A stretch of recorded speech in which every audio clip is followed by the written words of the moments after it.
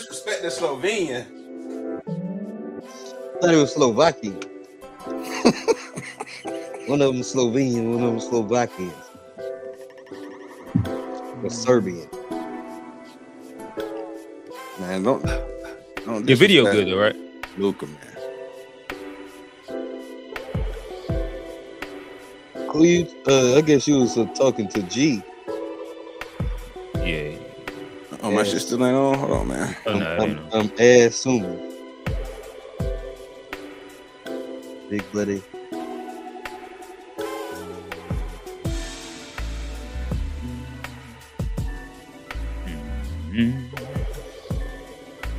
I got a headache on 100 oops. It's out from New York.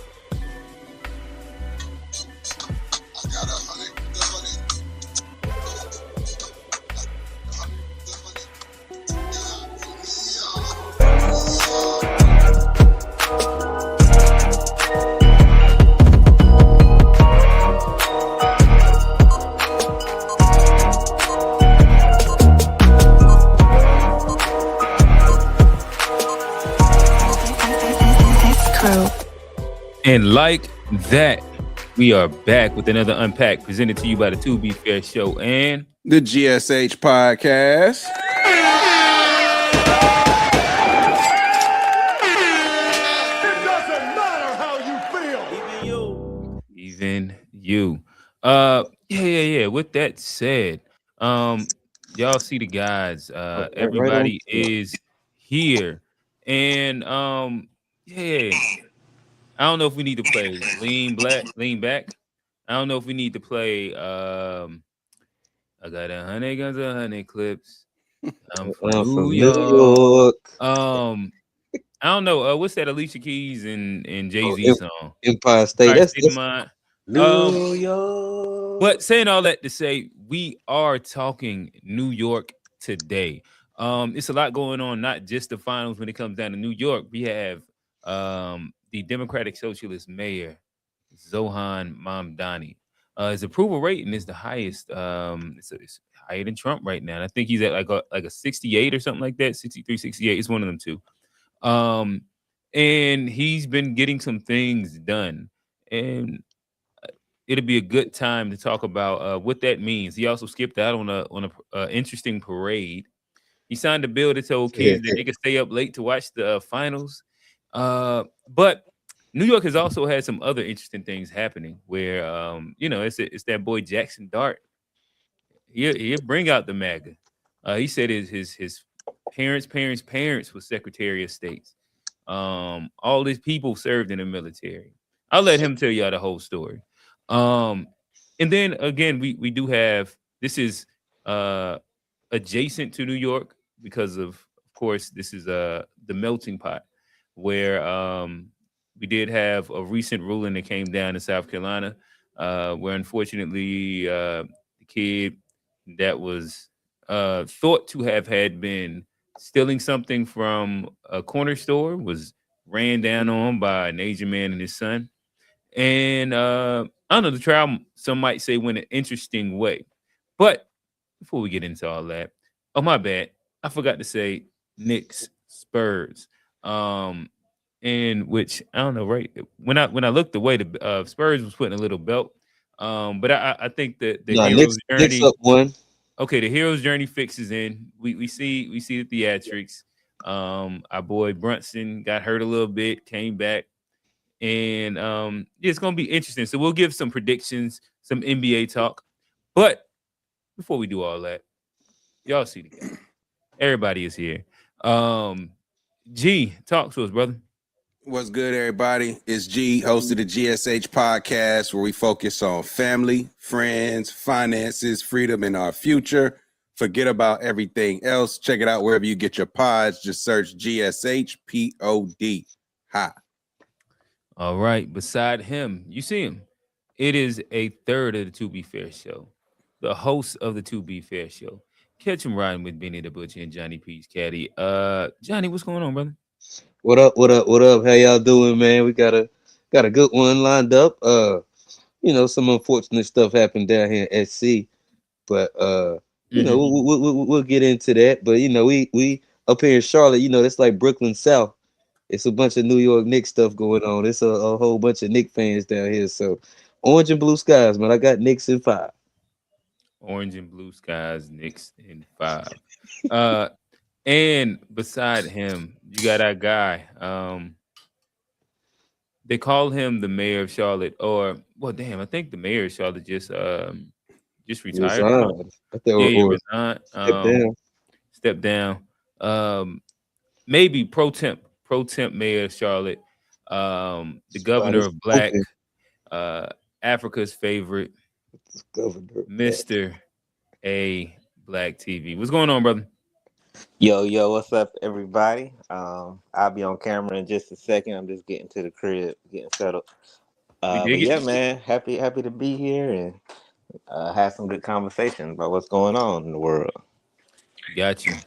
All right. So again, we got a couple New York hot topics that have hit, and I think that what better to start it than I don't know. Some people call him the king of New York. I think that when Kendrick said that he was king of New York, they tried to jump on his head. Have any of y'all heard, seen the Roots Picnic freestyle by Jay-Z? And if so, what is your thoughts? Yeah, I definitely seen that joint. You know what I'm saying? I echo what I put in the Discord. I thought it was a little meh. At the end of the day, I didn't hear anything that was like really like spoiled milk face worthy. Pause. Like I didn't really get many of those moments. And I just think overall, given Ho's recent GQ interview and him talking about there's no place for beef in hip hop, for him to then go on stage and then rattle off on several niggas, it just shows that like this, you keep, he's a character. You really can't trust what he say, when he say it. He's gonna do whatever he needs to do ultimately to capitalize. Okay. And I'm pretty sure our album's coming, but I just think overall the freestyle was okay, nothing special. And I think it's very just like ridiculous for him to make that sort of stance he made, then come out and diss the nigga he say that don't need to be beefing. It's mad silly. Oh, that's a good point. But that was before that nigga had dissed him. I'm gonna play a little bit of it and then I'll throw it back to y'all. Patty's turning 100. Can y'all hear that? If she would have transitioned before I cleared my name, I would have hunted them. Every one of them playing these silly games. That 1-800 ambulance chaser would have wished one came. But now 911 is a joke. Public enemy #1, I've been ranked. The rock's not crumbling. The leprechauns have magically run out of pranks. Your son on a federal jail line mumbling something about having too much in his drink. You know how dumb that is? Another one fumbled his, wonder how I get the blame. Niggas' teeth is tumbling out their mouth and somehow I'm the one who done it. It's a murder mystery game. All right. Like, he act like that joint was so hard. I'm like, Jay, you starting to show the age, dog. Yeah, he was stuttering through some of that too. That won't it. That was all right right there. I ain't mad at the Dame Dash diss. The Dame deserves who done it? Murder mystery. Blame me. I ain't mad at it. It's a scheme. I'll say to me, I like the bravado. I like him coming back. I just to me, I wish he would have did it on a beat or something to give us just a little more, because I do feel like it was just it was missing something. But I mean, he had a few little slick shots in there, and just I think he is showing his age a little bit with like the hair, and I think he probably needed to be on a beat to make it a little more melodic for like younger people. Man, but the rap's got to be melodic, man. That's crazy. Okay. I mean, I mean not melodic, but like we gotta be able to digest it though. It can't be like a Popeye biscuit either though. Like this shit dry. Like I just need something to go with it. A Black, talk to me. Yeah, nah, man. I feel like I'm a hip hop head, and like I'm not even Jay-Z biggest fan. I was always the Nas supporter, but I thought that whole moment was real iconic in the sense of just cultural impact. The way he changed the algorithm real quick. Like I feel like not even no hate that people not even talking about the Canadian albums no more. Oh, he I did thought kind of wash that away. That is crazy. I think, and if you know Jay, he's had a history of doing that to artists. Like he used to drop when Nas would drop, or But Drake did go back to back weeks at number one. I He was mean, going to do that. He ain't competing with hold nobody. on, let me finish my spiel. I mean, Okay. first of all, going number one in the streaming era when nobody else is dropping, to me, it's like it's not a huge accomplishment no more. It's like empty stats almost. Like if you drop and you are a relatively even mid artist and nobody else is out, you're gonna go number one, or at least top three. Like, but back to the freestyle, I feel like it was hella bars. A lot of shit went over people's head as usual with Jay, and I feel like it also shows like how programmed people have become by like this watered down shit. Like even with Johnny saying like, "Oh, we needed a beat," stuff like that. Yeah, But watered down, Johnny. not even a point of Johnny, because a lot of people saying that like, "Oh, what he talking about?" Like people have forgotten bars and Mhm. real hip hop and like the acapella. It's not about a beat or a song or a melody. Let me address all the shit that's been going on, like recent, and he's like some old shit. He hit Nicki Minaj, he had a lot of people, and to me, it's like it didn't really contradict his stance on beef because there wasn't really no major personal attacking no family back and forth. I feel like it's a difference between responding, defending yourself, and like being in the actual beef. Like he keeps saying like I'm not in no beef with nobody. I'm Jay-Z. Do you know who I am? Like that's the whole thing. Like I'm not beefing with these things. Let me remind you who we are. And I wish we had like clips because when we talked about the interview, I called it during that he was going to respond during the Roots picnic. Like the You whole he's always going to respond, and like that's not, to me, that's not beefing or being hypocritical. It's like, nah, let me get this off. He opened the show with that, and then he ain't say nothing else about nobody else after that. It was straight music, straight the hits, bringing out Benny Single and the old rock and a whole lot of bigger moments that went down, and people that he brought out. But of course, everybody wanted to focus on that, although apparently it's trash, but it's all everybody's talking about. And then somebody did put the freestyle on a beat just for the people that need a beat, and it was crazy. Like, so it the bars hit harder and made more sense to a lot of people, but I just feel like lyricism has been like so watered down that it's almost hurts people to hear it. That's like I see that a lot with the Kendrick shit, and people like, oh, he make niggas want to read books. Make like people don't like thinking. Like, and you got to break down J bars like Marvel movie Easter eggs sometime. Like that's how many entendres and different shit that he throws and stuff. So people like, oh, I think it was that deepest kind of man, because y'all not getting the shit that he's saying. Like y'all need the little white boys to do the breakdowns and show y'all what the nigga is saying. Why is it that you just not, if you follow Jay-Z his whole career, why is it just that I've seen better than what he just did right there? Like, I mean, because But I also don't think why like can't that just be the I case? don't think he's about to come out MVP level either. Like, because this is all I a mean, you part said of it was his iconic. growth. That's a I very do strong think it was. word. Yeah, it I wasn't do think it was iconic. iconic It coming wasn't out It's with. not a iconic. memorable freestyle. It's not a S. Dot Carter mixtape freestyle. It's not a. It's a in the good way to moment. start the show. It's a good way D, to start the show, but it's not okay. you're never gonna forget this freestyle. Like that's memorable. You might not remember it word for word, but the moment, the intro, the fro, the hair being unlocked, like you're never gonna forget this shit. Like that's the difference between like somebody getting numbers and streams and people having cultural impact and respect. Like Jay-Z and Kendrick, Beyonce, like certain people, they really shift the culture fully. Like there's and Drake, I What don't did think he Jay-Z really. just shift? What did he just shift? Like, I just help me told you understand. he shift the The, conversation the, to the hair out him. So his he switched eyes. the algorithm He for a week. Like that's not for not for a week. that's not a shift in culture to me. Drake still number It's one. literally is though. Like nobody's talking about this dude has been promoting this album for a year and it's already fading off our timeline.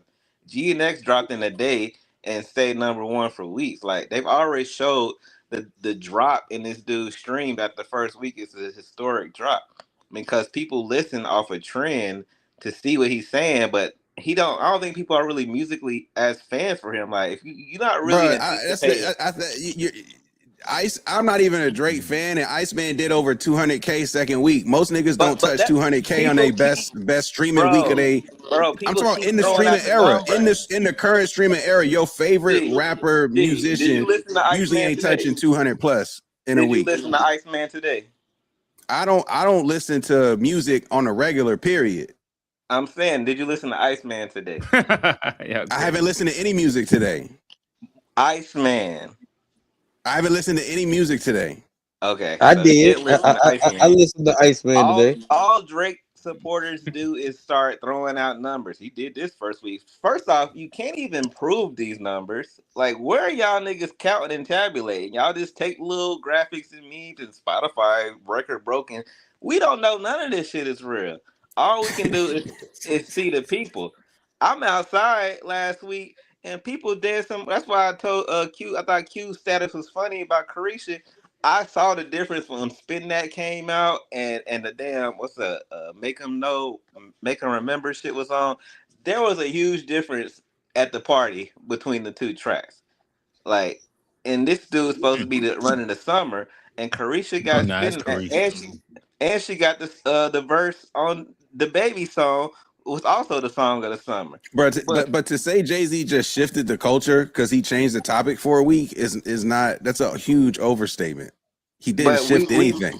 We literally are talking about it right now, bro. It's Jay-Z. It's still real time. It's still happening. Did he shift culture? Did he shift culture when he did his interview in GQ? Because we talked about that too. Everybody talked about it. Everybody was talking about, oh well, should beef be gone from the culture? He created a whole conversation on whether or not. Yeah, I think that y'all are looking at shifting culture by different metrics. Gee, it sounds like you're talking about if it was something that was so monumental that it broke records and I don't know, like change the way niggas dressed or something like that. I don't think that that's what Abe Black is talking about as much as it can take over everybody's algorithm timeline for an extended period of time, i.e. a week, 4, 5, 6 days, where it's something that's trending heavily.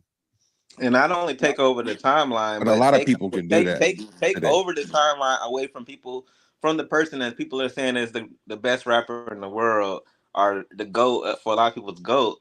This dude came and went. Like, why don't people see that? Like, GNX was talked about for weeks and months. Like, I did just look up the stat. I looked up the stat. Being a little fair towards Drake. To the other two Drake albums, and it's like that. It ain't even hate. It's just like it's not really no anticipation because I don't really care what he got to say no more. Like, because I don't believe nothing he says. So, like, Jay-Z, if he drops an album, I'm excited for it.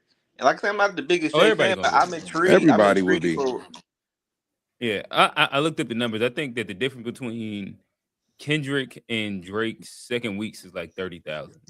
And that's like a, like I said, to me, don't forget the context of Kendrick dropped out the blue. There was no promo. Oh no, that to me, like that's the point that I'm kind of driving home is that for it to be like this historical drop off, his second week didn't do like crazier numbers than a out the blue drop.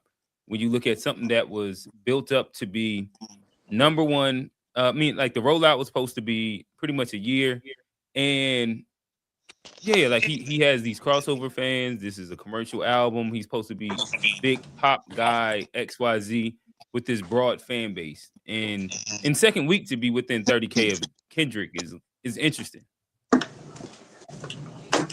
Who's more niche, I guess you would say.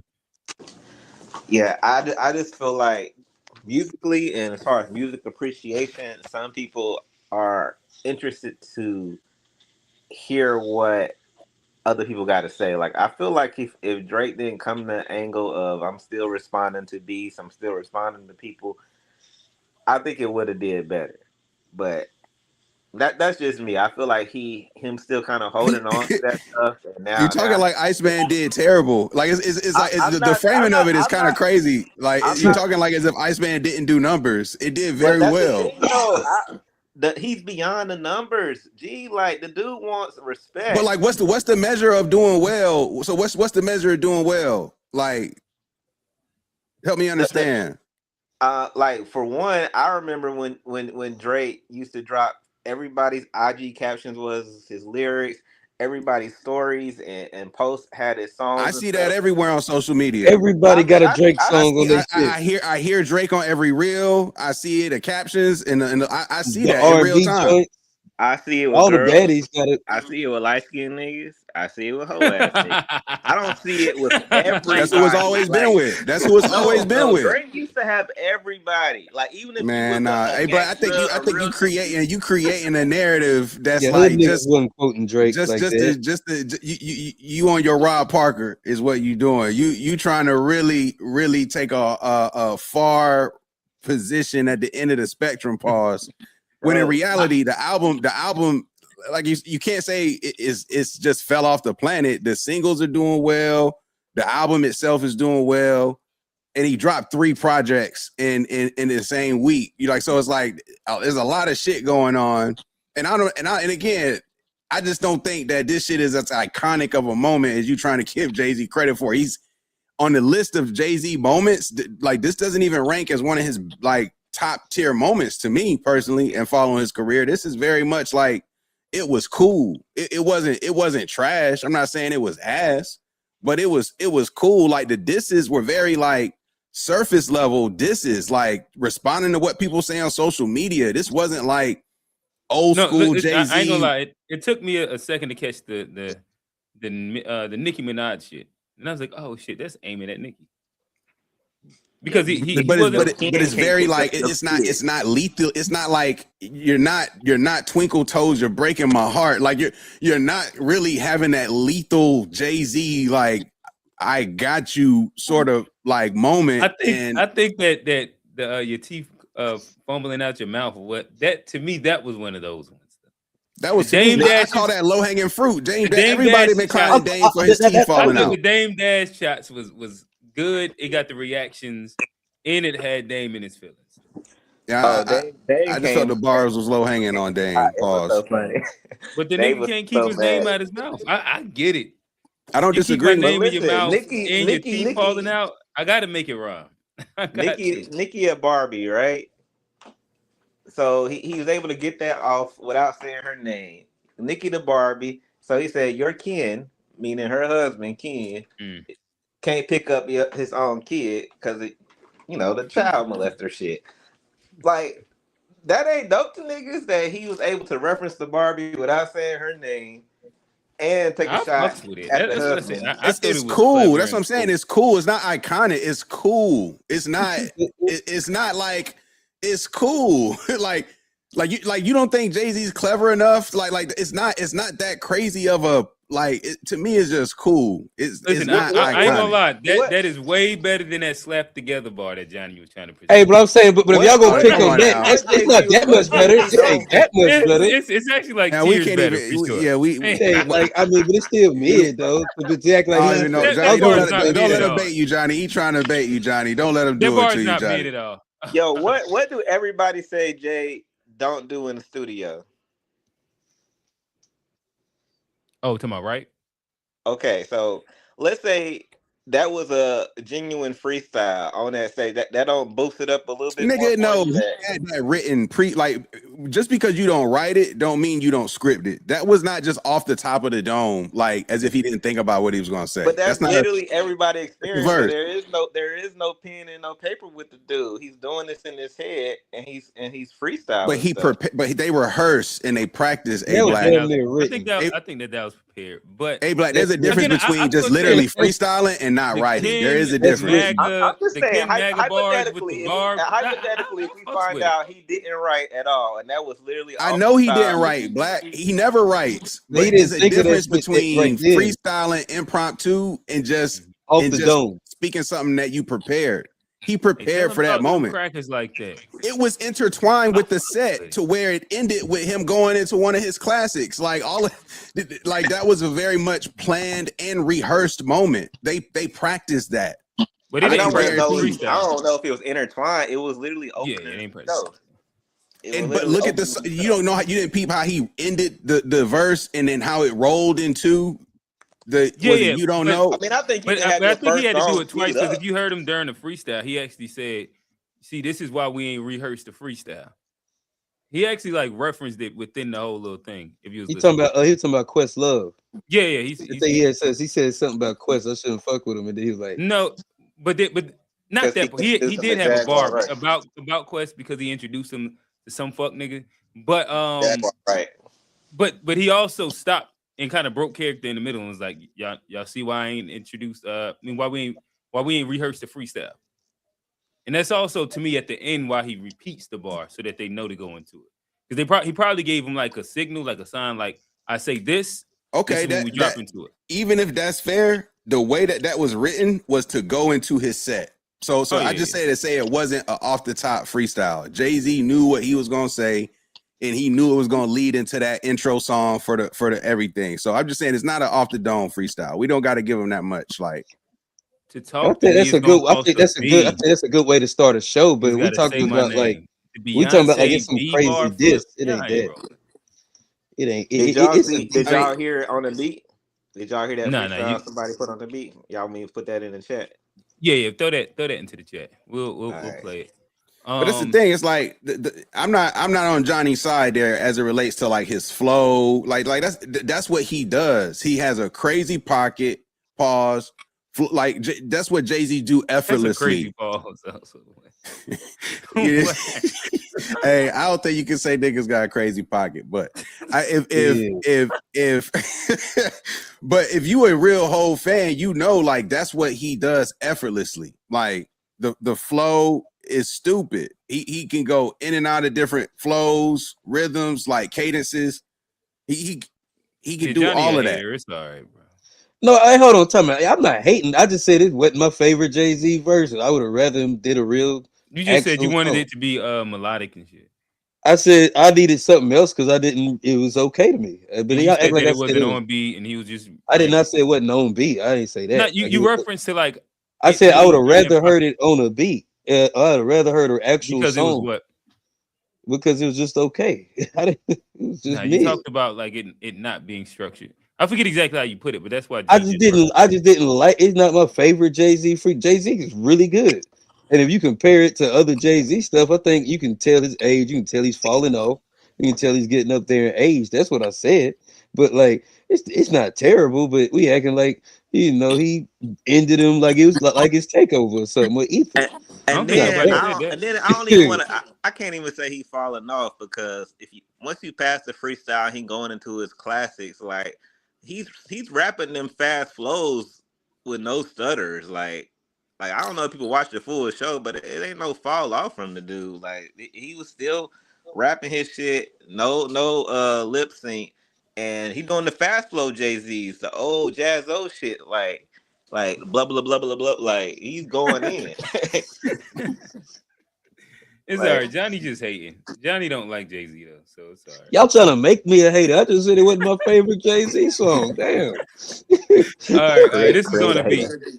Let me see if I can. Well, here you go. And I'm truly on the brink. Y'all better not encourage him. Y'all don't want me to think these thoughts that I think. That ass nigga still stuttering. A chatty patty down on his luck again. Questlove introduced me to Jaguar. I don't know why I still fuck with him. You was wondering why I ain't do the freestyle rehearsal. That lady back on the stuff. You sound like she in love with him. You can't even pick their kids up. That's enough of them. A rapper can't be my op. I got MAGA Republicans. Shots came from the very top of the government. Good luck with them. I'm governed by God. You tried to break the covenant. I prayed for 40 days. My neck get flooded again. Like that's the other part I gotta say. Like I mean, it's okay. I don't like this narrative of him being like this, like target of the government. Like I don't know what he's talking about. I honestly like this idea. Like he's just so targeted, and people. It's like nigga, you are tapped in to the most tapped in. Like you in the rooms of the rooms. That was a part of the Nicki Minaj bar, right? Like her, he going out of her saying, way, like, intentionally dissing him, and then tapping in with Trump and like her becoming MAGA, and that whole piece to it. Yeah, that's he's saying I got real MAGAs and all this other. Like I said, he's saying that like he got bigger ops. Like you just said, he's in the room with these people that we claim he tap dancing for, but he knows like who for and against him. Like he's saying like I got higher level ops in this billionaire class.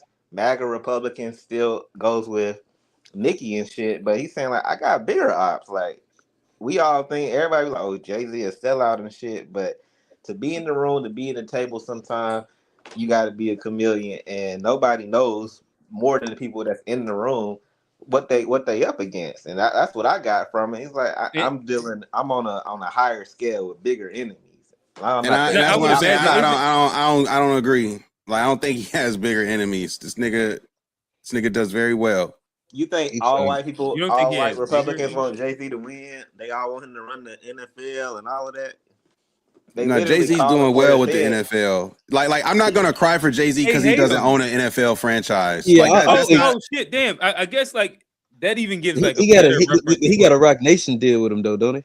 Yeah, but I think that gives like a bigger reference to it because if y'all don't remember, during the Super Bowl, the MAGA Republicans literally did their own Super Bowl because they was criticizing him and how he's chosen the past like 3 Super Bowl whatever's performance. Yeah, and that's I didn't really think about it, but there has been the contention of this drug dealer, crack dealer, whatever. And him putting forth Hispanics, gay people, and black people year after year after year. He's not a savior. I'm sorry. I don't think he's a savior. He's not doing like he's not. Like I said, he's doing business with the NFL and he's making very business decisions as to who they putting on those halftime shows. So like I don't know that goes on over well for it doesn't go over well for MAGA at all. Again, they put together their own halftime show that kind of crashed and burned. But I also would say that there ain't no enemies. That's just there ain't no enemies. That's all I'm saying. Like he don't got no enemies, he only bro. referenced MAGA, so I don't know. Like he's just saying MAGA Republicans. They got like he just enemies. like the system trying to take him down. Like no nigga. Like I think he was talking about MAGA more so in like reference within the scheme. But again, like if you have Trump and all his minions that don't fuck with you, I mean that is big. It was a whole MAGA chick on Fox News that was rehashing his drug dealer history and trying to discredit his moves based on his past and stuff. So I mean, there's a lot of things he could be referencing in regards to that. But I think the overall thing was I got bigger fish to fry right now. We had to do the math on the entendres for you. G. It's all right. I like Jay-Z business better than I like their freestyle though. I like like I said, the entendres don't. My point still stands. He ain't no enemy. He don't got no enemies. Like he ain't fighting nobody. I think his business acclimates are way better than that last freestyle. That's all I'm saying. You got to be fighting like physically, or nah, he ain't fighting no kind of way. No friction. Pause. That's interesting. I don't believe that to be true, but that's maybe he does it so well we just don't be seeing it. I don't know. But I would imagine like just on its face, being that him and B have associated themselves so heavily with the Democratic Party that the other side of the aisle would just simply be an adversary, in which it has seemed so inside like pretty much everything that you kind of walk down. Again, I'm not a Jay-Z as a savior guy. I'm not even necessarily the biggest Jay-Z fan, but I don't know. He has did a few things. Shout out Steve. I think he said he sold out with the NFL move. I didn't necessarily think so. I thought that his actionable items thing was something that people got mad at, but was like really, really true. He's trying to own a team, man. Hey, and that would be fire too. But speaking of actionable items, but not to go too far, we're talking NFL. We're talking New York. There were some other things that came down the pipeline from New York, from prominent members of the New York community, not named Jay-Z. I'll push play on this and we'll talk about it. What's up? Look, Big Blue Nation, it's a pleasure to be here. I gotta start this off with a Go Big Blue. I'd love it if y'all follow with me.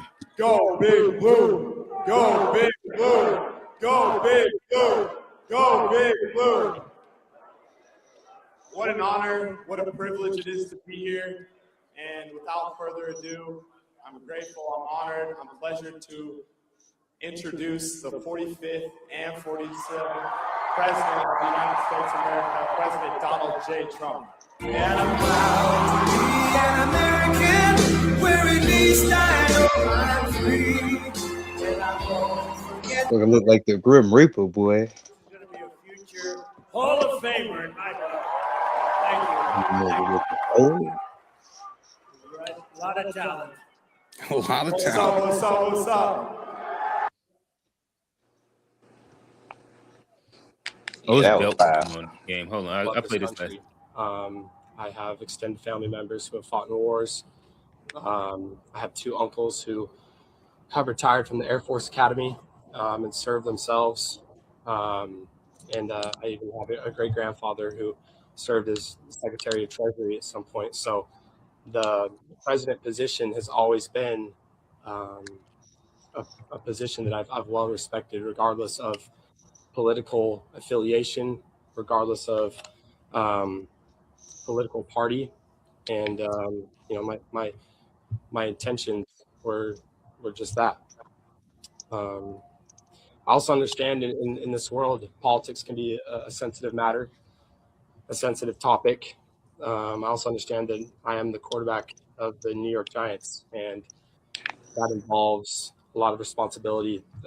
It's under a limelight, under a microscope, and there's a lot that comes with that, and it's been something that I've embraced. I've always. Okay. All right.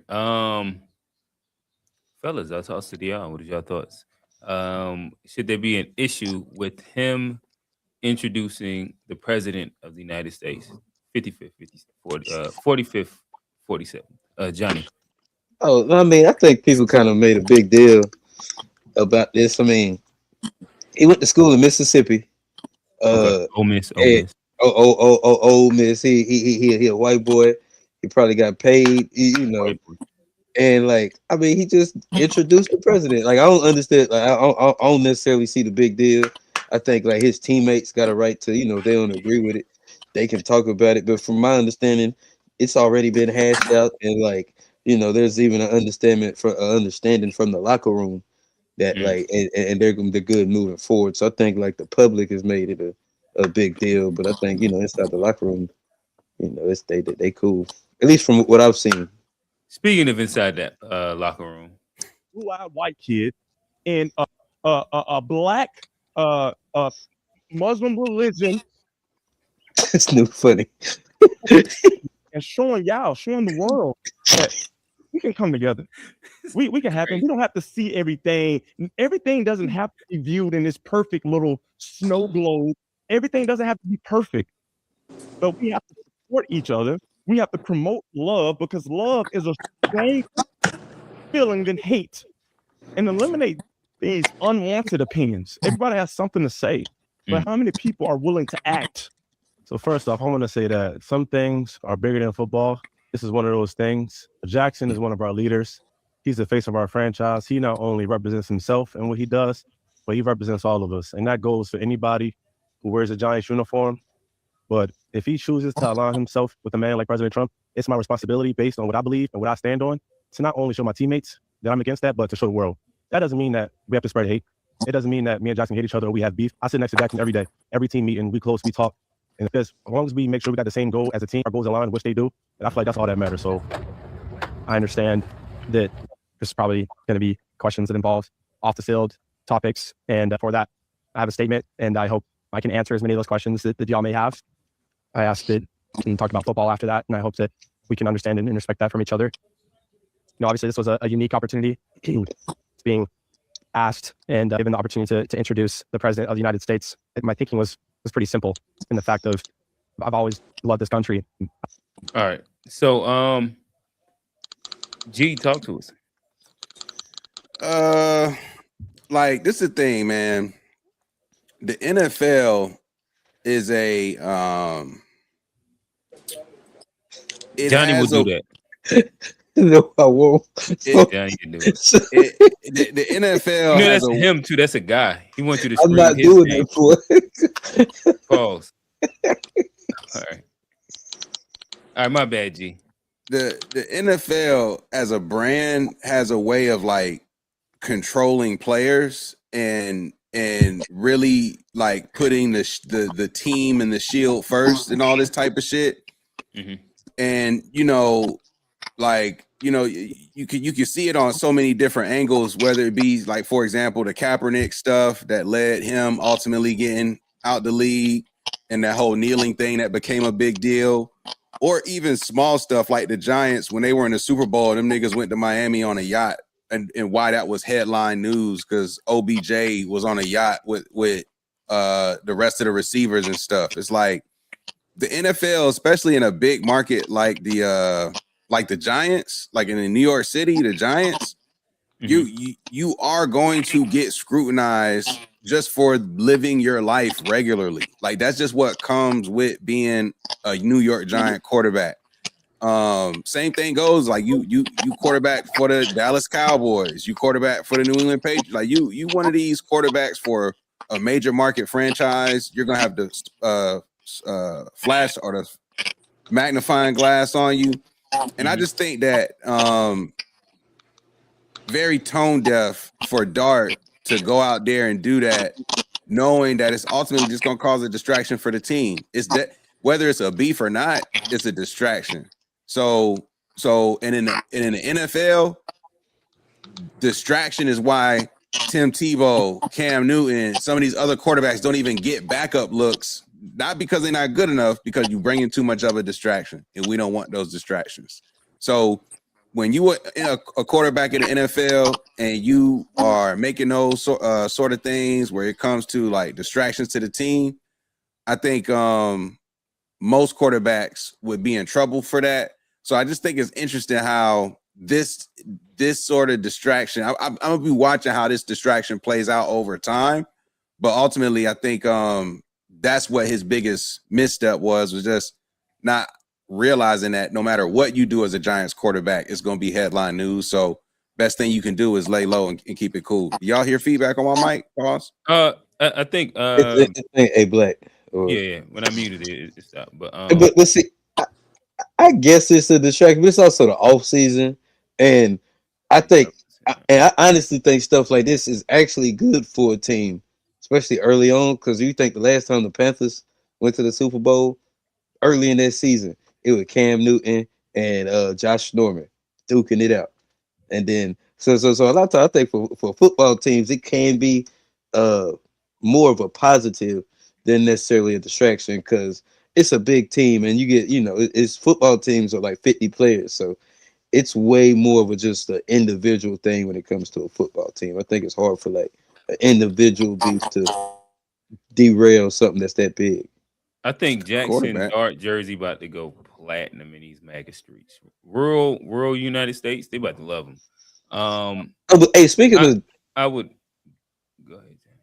I'll let you finish, but jerseys. I want to say something about jerseys after that. Though. Yeah, can I go? Yeah, I feel like as a quarterback, for any team, but especially for a New York team, one of the biggest markets, you should always be thinking like, what I do off the field, is this going to cause a distraction to my team?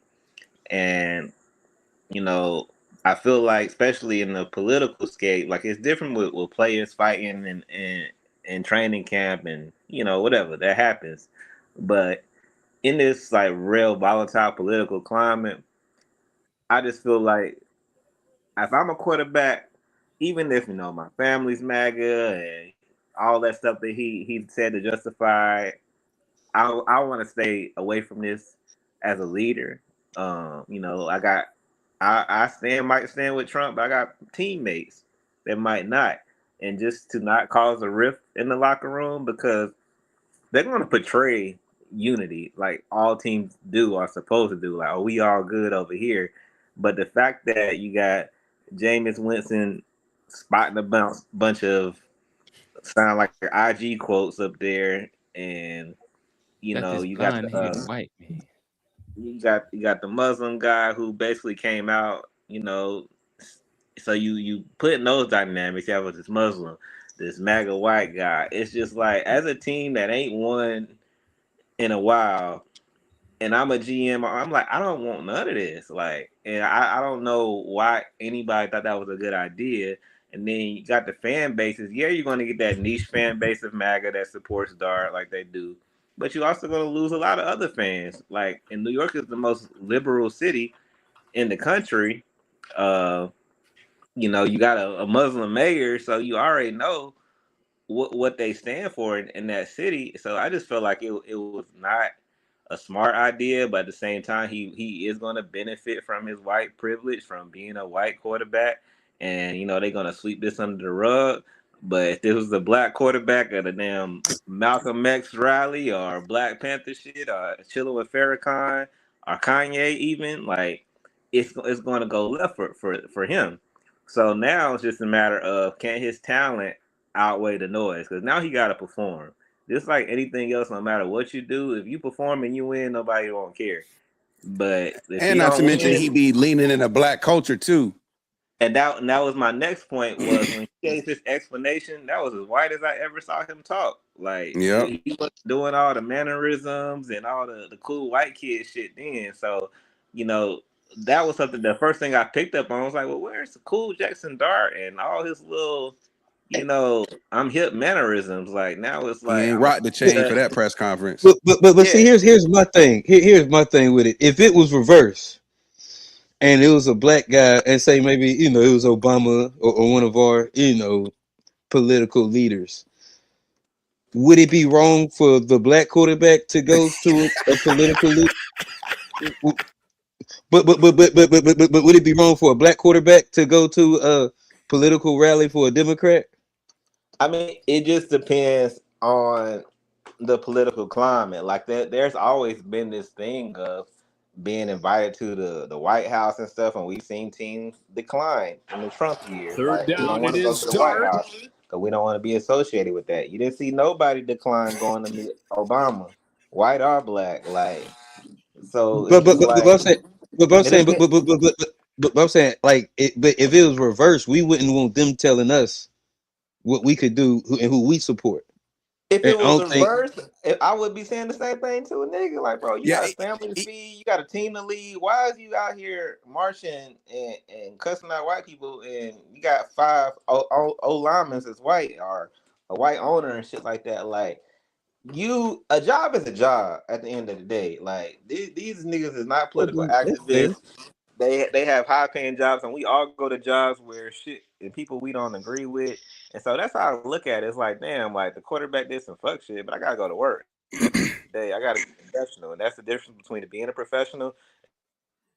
Like, when you're professional, you show up every Sunday, you show up to training camp, and hopefully we have a conversation with this dude. And but it ain't the first time niggas done played with a racist. You know, Brett Favre was but super even MAGA, if and he not a racist though, like like Tom Brady, for example, everybody know who Tom Brady supported, but it wasn't a hot topic week over week. It wasn't made to be a distraction, even though everybody knows. Like, at the end of the day, everybody knows who most of the owners support. Everybody knows who Tom Brady support, but it doesn't become a distraction. They don't make it a distraction. yeah, it When ain't you do stuff loud. like this as a New York market, like you said, mad liberal, it's big blue, it's the Giants. You are the quarterback. When you do something like this is why I say it's kind of like a dog whistle, low key, because to do something like this in today's climate where niggas approval rating is at an all-time low, to me is a somewhat of a dog whistle to say, like, I'm rocking with a certain type of MAGA, if you will. Yeah. That's my opinion. Yeah, anybody that's paying attention, like even if you support the man, like, let me lay low with my support. Tom, white owners, may probably even Rodney Goodell.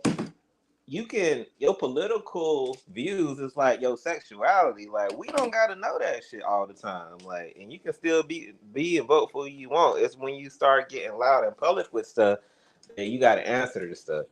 Like Trump won because a lot of people voted for him that we'll never know, and they not loud about it. But somebody out there voting for these people, you know. But some people want to get in front of it, and you got to deal with the consequences. When you get in front of it, now you're a line of all the shit, that bad shit that he does too. Now we thinking, oh, well, does the Jackson Dart support Israel? Do he support genocide? Do he not like black people? Like, you got to ask all these questions now that we ain't even had to talk about.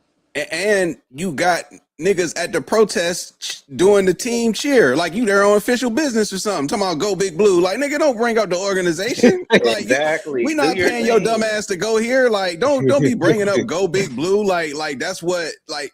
So he really just misstepped all the way. Like he could, if he was gonna go, he shouldn't have said big blue and all this other shit. He just should have went out there and did his little introduction. But he want to talk about go big blue. It's like nah, not the right place. Yeah, well, yeah. You can't. You know what they call that, business and pleasure. Yeah, you gotta keep you can't be repping the job out there. But whoever his agent or publicist, they might need to get fired. Like, and I looked at it. They said he ain't even get paid for it. He just did it off the proud shrimp. to do the shit. I mean, He it's did it off. it's somewhat the honorable the president's office to do something with the president, but this guy at this time, like, bro, you could have been smarter. I don't know, but it's already done, and ain't shit gonna happen to the dude. All got, and if he don't win, they're gonna kill him in New York. That's what New York do. All right. So with that said, like I said, we're gonna go down to South Carolina, do some melting pot adjacent stuff. I'll push play on this, and we can talk about it. A 14-year-old over 4 water bottles that he never actually even stole. Imagine shooting and killing a 14-year-old over 4 water bottles that he never actually even stole and pleading not guilty.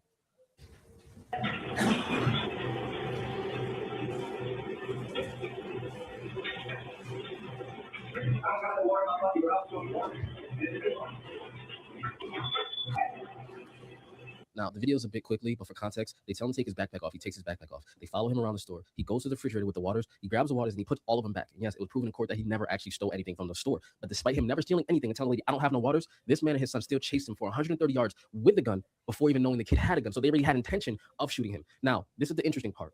The kid ran so fast, he lost both of his shoes and dropped both of his phones, but never dropped his gun. So the reason they get off, despite having no witnesses, he ever pointed a gun at them. They said this kid pointed a gun at them. They told him to stop, drop his weapon, and then the dad shot at him because he was afraid for his own son's life. But somehow the kid still gets shot in his back. And there were witnesses that almost ran the kid over multiple times, and they said they never seen a gun be pointed at the Chinese man and his son. But still, the judge ordered that enough probable cause to call it self-defense, and they get no charge for it. At the end of the day, you should have a witness to show if the kid ever did that or not, because how do you drop everything else, but you don't drop your gun and you still get shot in the back? And at the end of the day, this is over 4 water bottles. 4 water bottles. They chased the kid 130 yards over water. Nothing more than $2 and some change. But you let me know your thoughts. I'm gone. Another day in America. Yeah, this one is super fucked up, I have to say. Just I actually know where that gas station at. It's right by, like, another thing. It's right by the mall down there. It's crazy. Like I always thought that if somebody's running away, you can't shoot them. Like I always thought so. Like if somebody's running out of your crib, the rule isn't you go chase them. Like they ran away, meaning you were no longer in danger. So it's like if you chase somebody, that means you're chasing the danger. That doesn't mean you're defending yourself at that point. It's like you're now the aggressor because you're chasing somebody who's running away. Like once somebody runs away, there's no harm. So I think it's just really unfortunate that they let this guy off with not guilty when he clearly chased him well out of the store and there was no danger. Like that's just crazy. I was keeping up with this case. Away after something crazy. But I think the big issue here is the prosecutor sucks, because like I think it's a clear, and it was a black prosecutor, or like one of the attorneys when they did the closing argument was a black guy, and he admitted to even in his closing arguments to making mistakes in the case, and he was like, maybe I should have brought a cell phone attorney, and so I feel like if we look at it through just the functional lens, I think it was just a bad case by the prosecutors. I think they had almost like a layup, and I don't think they told the story the right way. The guy, he had a black attorney, and I think he was able to spin the story with enough doubt that the guy was able to get away. And, I think it's kind of fucked up because they say the kid didn't steal the water bottles; he actually placed them down, and they was making him search. And so it sounded like the reason he ran was because he had the gun and he ain't wanted to he ain't want to get in trouble for having a gun, not because he was stealing. And it's just an unfortunate event, but I think they need to retry the case. But yeah, the prosecutor fucked up. It's an easy open shut case, So should let me be. make sure I'm understanding because I've seen people posting about it, but I didn't like watch the video of the story. Like, they thought he was stealing and he wasn't. Well, they accused him of stealing, or that they were going to like search him, like, He didn't but then steal anything. he put the waters down, but the So, only so let thing me. he had on him was the He gun. walks into the store. They say, "Take off your book bag." That's the Put it first down. thing. They make him Put take it- off his book bag and But sit that's it the store, near but that's the the store door. policy. So then, as he proceeds to go walk in the store, the lady literally is like out of a movie. It's like Man Society. Like she's literally following him. You break you by, right? Like she's literally following him Yeah, thanks. and like watching his every move, thinking that he's about to steal. And at some point, while the lady, the Asian woman, is stalking him, do whatever, things become heated, if you will, and there's some back and forth, and then the father gets involved, and now they're trying to search him, and then he ends up running, but he never took anything, he never stole anything, and as he's leaving the gas station, they leave behind him chasing him with a weapon. Like that to me is crazy. Like that's the word. Yeah, you leave there's your literally gas nothing. station with a weapon chasing a nigga and you don't get like that's 100 yards crazy. is wild too. That's the football Yeah, field. You know how much effort you got to put in to chase somebody? A football field. Like why are you even have a gun in your hand if you don't know he has a gun yet? Like yeah, that's at some this point, nigga shit. yeah, at this point, all you and I heard they fucked the store up too, which I'm glad because you don't Well, you knew value. that was So you are sitting here in a community, and this is what you value about these people in these community over some bottles of water to where you're willing to kill and take lives. And from what I've heard, this ain't his first incident. yeah, I did hear Yeah, that I too. think That he it's been shot other somebody. videos popping up. Well, they I've said he seen people shot at post people about before. other Yeah, he's videos, all yeah, exactly. It's but crazy, man. But but I yeah, don't it's think this. literally nothing in that. It ain't nothing in that store worth dying for. Like shooting nobody Nothing. for. Literally, But he but could but, but that sell area, it has $200 been. worth of snacks. It still ain't worth dying for. It's one thing if you getting robbed at gunpoint and like and then a nigga like do some shit and then he start running and you start chasing that. It's like okay, I'm making more sense of why you might chase somebody even though that doesn't make sense. Like but no harm was done. He didn't go in there like try to stick the place up. He didn't rob the cash register. This is over some fucking waters. That's crazy. Yeah, but like even in school, like that area had always been like well, like because the mall was right there by the mall, so they've always had like curfews and stuff. So it's always been like a problem area, and so I don't know if that's is what kind of led to the mindset to where he's in this area and he knows it's been because what store you go into, they tell you to put the book back down. They tell you that's just store policy. So it was already like one of those kind of problem gas stations where we probably shouldn't have been patronizing it to begin with. If we got these kind of policies and we getting followed around the store, we should stay away from places like that. But that's another story. But I might have been to that gas station before. It's I think they ransacked it. yeah, they Damn. That's threw gonna make me they feel threw for empty you water even more. bottles all over I all think over the I think parking lot. they tore it up. They as they Yeah, should. this dynamic though of Asian store owners and Black Death. could be a whole documentary, like, because it's been happening for so many years and so many different iterations. Like, they love to make money off our communities, but they hate us, bro. Like, I they, honestly they don't hate shop us. it. Everybody, the Chinese, the Arabs, everybody who owns in our communities, they hate us because they feel like we in a better position and should be doing what they're doing and better than we not. And they have different interactions with people that form what they think about everybody because they're only getting a certain type of people that's really coming to these places, and they develop a pure hatred for us. And this shit been killing little girls, killing like they've been doing this shit. Ain't nothing in no corner store dying, bro. Like I unless you don't got shop bricks it. or something in there. I don't go to the corner store, especially like if I know they Asian owned. And I've had this policy for like a long time. And there's sometimes you know, if it's in, if it's, you know, if I have to, I will. But I make it an effort to go. Like I'll go to 7-Eleven versus the little Asian, you know, hood store, even if it's a little cheaper, because like at least I know, you know, I'm not. I haven't had a need to go inside the gas station outside of like traveling on the road since I stopped smoking blunts. There's really nothing to get out of there. Like But beer do I got it to you.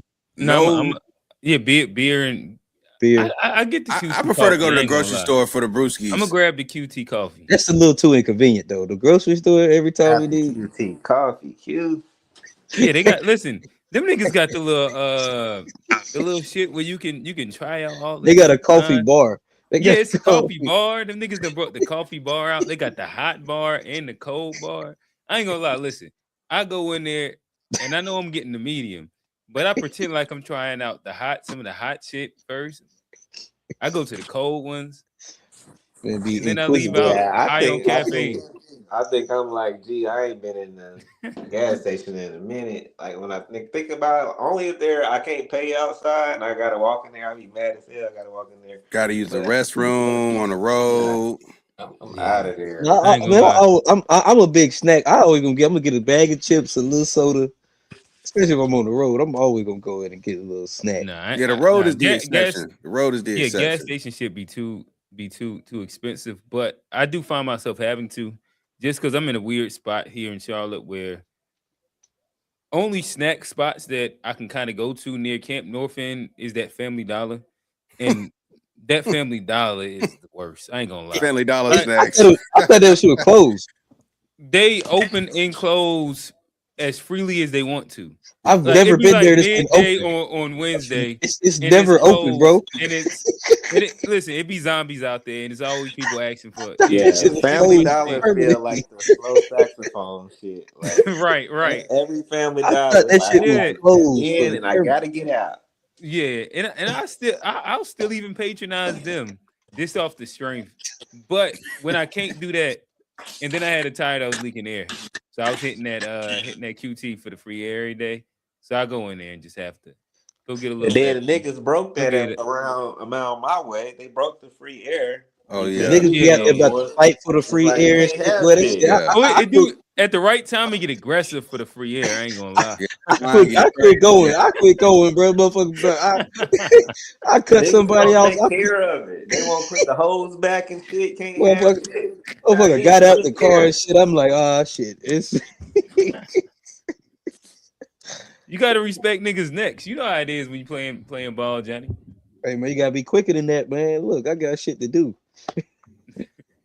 Okay. All right. So nonetheless, that didn't hold us for too long. Shout out to Kofi for just trolling for no reason. But saying that to say, we are going to start segueing our way into the main topic. Again, right now, New York Knicks are up 80-77. Hey, the Wemby's still up left in the Wemby's having a bad quarter. game. But I thought he got hurt. Saying that to say, y'all see the guy. Let's go Knicks! Let's go Knicks! Let's go Knicks! Let's go Knicks! Let's go Knicks! He's so much cooler than Cash Patel when he was doing it. Here is our mayor's order, repealing kids' bedtimes for the Knicks final run. Are we ready? Hey, that's fine. His PR team is top notch. I'll say that. Like that's They got the little kids with the Knicks jerseys around. And kids probably don't even like the Knicks, but they got everything set up right for the shot and everything. Everybody got All like right. the Knicks. So saying all that to say before we get into it, His social media. Where team y'all is at? top notch. We are talking Knicks, Spurs. It's the finals. Go ahead and give your predictions. Who we rolling with? Are we saying Wemby gonna get his first? Are we saying the Knicks are gonna bring it back since the first time since that dude with one leg had won it or some shit like that in the 70s? But yeah, what is y'all takes, fellas? I want New York to win just so I can watch them celebrate. Okay. Like I if I could just say I think it's a good time and New York is good, man. So I'm going for Knicks just off the vibes. Now Wemby's a great player. Don't get me wrong. He's very dominant and he can change things. But my what I would want is for New York to win. I say give me Knicks in 5. I wouldn't take Knicks in 5, but I think like I said before the series, because of the rest and everything, I'm thinking that the rest is going to be more beneficial to the Knicks versus the Spurs kind of coming in off the high of playing OKC. So I think Knicks in 6, but I also think the league is just going to make sure that like they get the most out of this, if you will. I think ideally for the NBA, the Knicks win. That's going to carry them for at least 3 more years just off New York media alone. Like you never going to let that down in New York. And then you still got Wemby stepping into his own to dominate the Western Conference. So the rivalry in the West is the real moneymaker. That OKC Spurs, like you said, T Wolves being another third option in there. Like the West is going to be crazy over, and you got the Lakers with Luka. Like the West is going to be premier prime time, just like the gauntlet for the next couple of years. Do you want to towards that? Just not the sidebar, but the sidebar really quickly. You was throwing out like a hot take earlier. You said Luka is what? Luka's a Hall of Famer today. Like if he ended his career right now, what he don't take another dribble. What would it be that he had done that would make him a Hall of Fame? Man, let me just look up his resume just to tell you, because he's already already got more than 5 first-team All-NBAs already. Okay, so he just got the first team five first-team All-NBAs get you scoring titles, All-NBAs, how many finals run. He's been to the finals. He's had deep playoff runs. He went to the finals? Yeah, nigga, they was just in the finals 2 years ago against Boston. Okay. Oh yeah. Okay. But then before that, Western. So he's got deep playoff runs, All-NBAs, scoring titles, career averages of points, rebounds, assists. His numbers speak for themselves, and I guarantee you, if he didn't play another game, he'd be going to the Hall of Fame, hands down. I don't know. So it sounded like you said he was the best player on this team. He scored a bunch of points, didn't win that. Nigga, a lot of niggas in the Hall of Fame are in the Hall of Fame doing just that, like Mitch Richmond. How long did they do it for, though? Let me tell you, 6-time. Karl Malone got an MVP, my dog. 6-time first team All-NBA, 2-time scoring champion. That like in the Hall of Fame. That's enough to get you in the Hall of Fame. I guarantee you.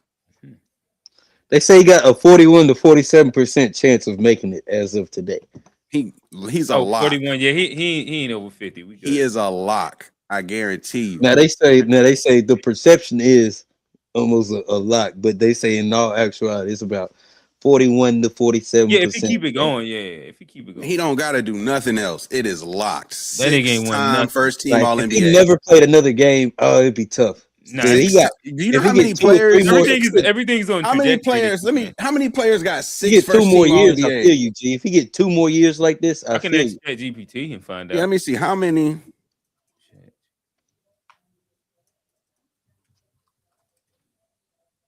Somebody first team All-NBA selections. Like, I don't think you understand, bro. That's over a half a decade of dominance of being a top 5 player. if you dominate for over like that period of time at that level, I think you a lot. Grant Hill made it, right? I think he need at least 2 more years of like the same level of performance he had, or win something. or a Shay's a lot. championship. Shay's a lock. He's not a lot. And they ain't even won a. He hasn't even won a MVP yet. Bro, it's only If he get an MVP or a championship, it's a lot. Yeah. If you give him one of those two, And I think he will get some one. other names who got 6 selections. you said Joker. who was? Joker, KD, Harden, Akeem Olajuwon, just to name a few, got 6 selections. So Any other people?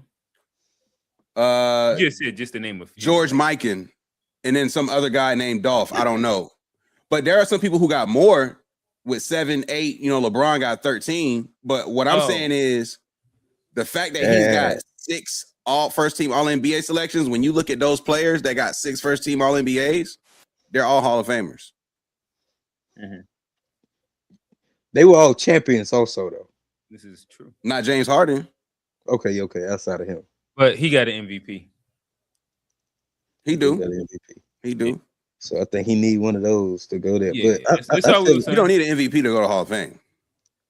You need a ring, shout out though. to Steve. 2 more in this. You don't need a ring to go to Hall of Fame. Yeah, you need one of the 2 usually.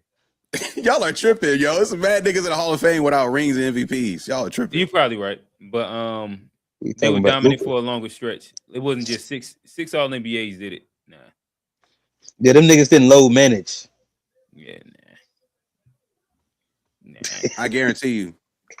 He'll fire occasion, you know what I mean. But if we talking West to bring it back, I'm taking Ant. I think it's Shea World, and I think it's Wemby. That's who run the West from here on out. Shout out to my guy Ja, but go ahead and join forces. Retire Bron, Luka, pray for help. Devin Booker, get well soon. Who else is it? Am I missing somebody? How dare you do stuff like this, man? The West still belongs to Steph, man. It would if they would decide to trade Draymond Green and get him the fuck out of there so that people will actually want to go to Golden State, then maybe they don't got the role players either. I think that if it's healthy, Steph, Jimmy, you just need another scorer. I think the role players they have is straight. I don't know why they're against having a big and what's all right. My bad. Here's my 2 things. They got Giannis. I think the Golden State Warriors need to get rid of Steve Kerr and Draymond Green. We get rid of both of them, and they both hate each other. Ship them the same place. Deal. Yeah, package deal. I hate both of them. Steve Kerr retiring after this. It's this in retirement. He ain't going nowhere. Hate these things. But Steve Kerr's under that curse to where like it's sometimes like when you've won so much, it's hard to break the shit up because it'd be like, damn, it's like breaking the game up. Sometimes people they got rid of Clay. I'd rather them get rid of Draymond instead of Clay. Yeah, they really should have never re-signed neither one of them. But I'm gonna keep Clay because eventually you could just only put him in the corner as a spot up shooter in 3 and D. Draymond at his career, but Draymond give you defense and he can make the reason why they couldn't keep Clay is because Clay couldn't guard the best player no more. Like he don't that. need to. He could guard the second or third best player and be okay. But that was what made them elite. Was when Clay was an elite defender in the backcourt. What made him Steph. elite is when he could score 60 points off 8 dribbles while locking down. You could also not lock down and score 60 points on 8 dribbles. But he can't do that no more either. I get that, but that's where you transition him into a marksman, like a JJ Redick, like Ray Allen, a Kyle Korver, Ray Allen in his Heat days.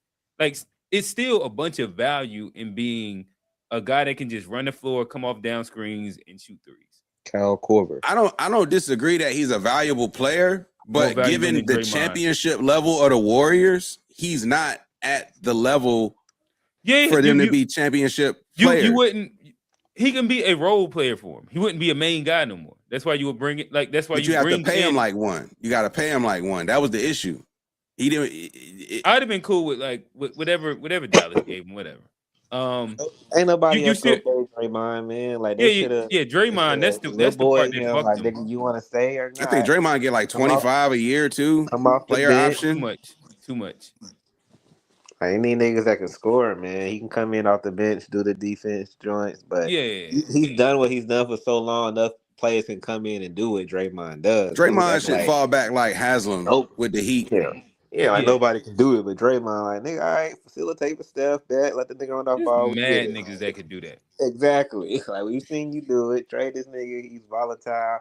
He be fucking up the energy sometimes. This whole, he the heartbeat of the team, man. Nah, I didn't watch this dude just mess up Ruined. the whole vibe of the whole game. The Him, team got heart failure Steve then. gotta go. Steve ain't developing no new players. Betting Oh yeah, on I think Steve is Steph a horrible greatness. coach. I think he just got blessed with the right team at the right time. That's my opinion. Horrible is strong. Yeah, that's horrible is a wild take. I You might not be the best. don't know if it's wild. I think that if you watch them play, a lot of times they win in spite of Steve. Curry, just his greatness be that Curry will go on a 12 straight run and then he'll sub him out. I'll be like, what the fuck is going on? Like, how does this even make sense? It don't Like, ever. like Steve Kerr will do some of the wildest things that I just don't understand. All while letting Draymond bitch him. I don't disagree, but horrible is a strong like they won a did lot give of them the freedom. games and they did get that ring without before and after KD. Yeah. So I give some credit to the coaching because at the end of the day, Draymond Green is kind of ass, and Steve Kerr is winning them rings with Draymond Green. Like there is, I got to give some credit to coach. I'll give Popovich the credit. All he Some did was coaches take is Popovich's gas. system. Some coaches gas. They blessed with generational talent, so you'll never really know the level of their coaching ability because they just had these anomaly X factors. You got Michael Jordan, Phil Jackson. Yeah, then you had Kobe. Was Phil Jackson the horrible coach? I don't think that he's horrible, but who did he win with when he didn't have superstars? Like, do you go to other programs and make them great, or do you have Michael Jordan and a Kobe Bryant or Steph Curry and shit? Like I agree with you this said, dude, yeah. Steph does shit that you can't. But a nigga coach. like Pop never went anywhere else. You said nigga what? Like Pop always had Hall of Fame players too. That's why Pop is What great coach doesn't have Hall of Fame players though? Like help me understand. Yeah, all right. So hold on, my bad. Let's rewind it though. What Pop did is way different than what Steve Kerr and especially Phil Jackson did. So Pop, we can say that he had a real legit Hall of Fame player. Manu and Tony Parker are Hall of Famers because they played with Tim Duncan and were coached by Popovich. David Robinson too in the beginning. David Robinson in the early years. David Robinson came off injury and was never himself. But David Robinson and Tim Duncan got that first couple rings together. For sure. So the first one David Robinson was starting, but after that, he was a bench 16 minute a game guy. That's the point that I'm saying. Like the guys that he won it with for like let's say 4 out of the 5 was legit role players and Tim Duncan. Niggas was doing it with Sean Elliott. Niggas was doing it like with wild Steven Jackson. Like it was wild role players that he was doing it with. Where Kawhi, he wasn't Kawhi yet. He was just a guy that could play defense with big hands. Pause. He was balling out in that series though. So you saying Tony Parker and Ginobili are just like regular role players? They're Hall of Famers because they played with the Spurs and Tim Duncan. Sure. I don't think you put them anywhere else. I don't think you said about Scottie Pippen too.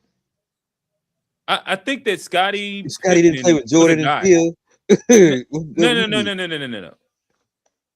Jordan and Scottie Pippen is why Phil Jackson won.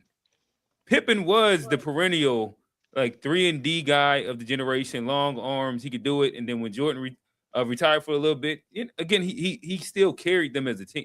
He didn't carry him, but he did his job as the main player. Scottie was a guy. Like anybody would say he's top 10 in the league typically during that time. Maybe top 15. He was a guy. And then you pair him with the best player ever.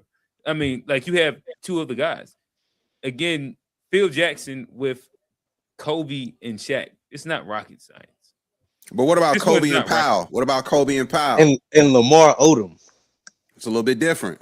That's his best He coach. still got Kobe though. Meta world that's- peace. Yeah, but But it wasn't. It that's his best wasn't. coaching job. He wasn't played. best He had some wild dominant cards on that duo team. per se. Like Powell is nice and everything, but you could argue Powell is a Hall of Famer because he ended up playing with Kobe, not because he was an All-Star player, but he wasn't I like forget about that run, but that was his best work. I ain't gonna lie. That's his You best put work. Powell in any era, he dominate. He ain't no Shaq. dominate. What are you talking Not- about? not He in was the solid. 90s.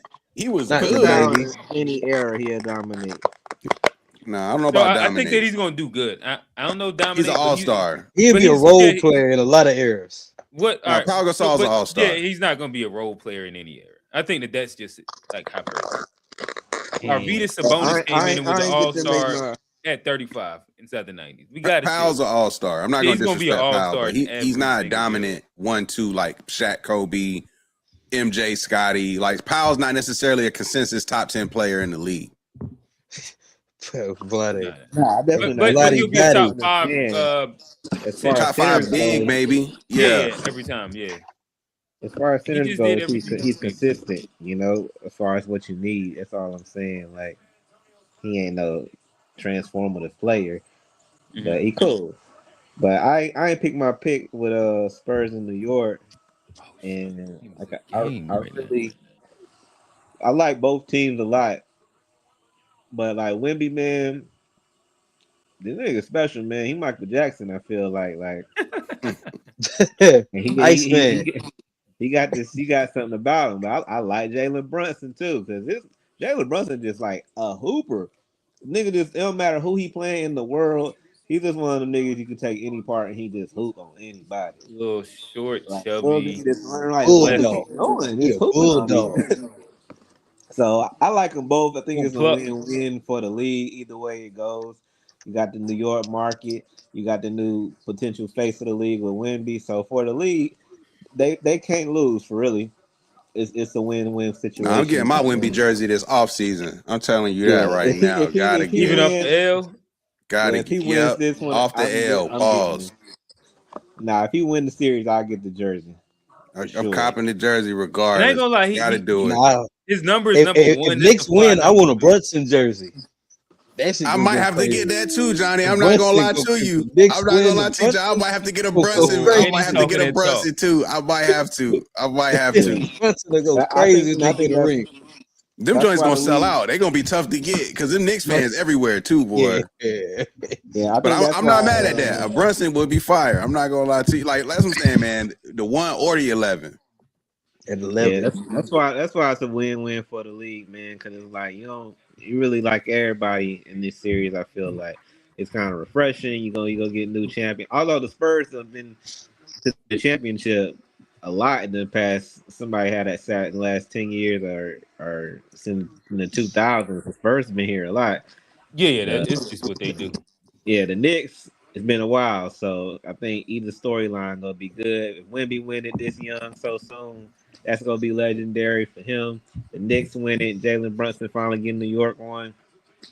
Mamdani in there, like it's gonna be a time for New York. You know, so it's a win-win for the league.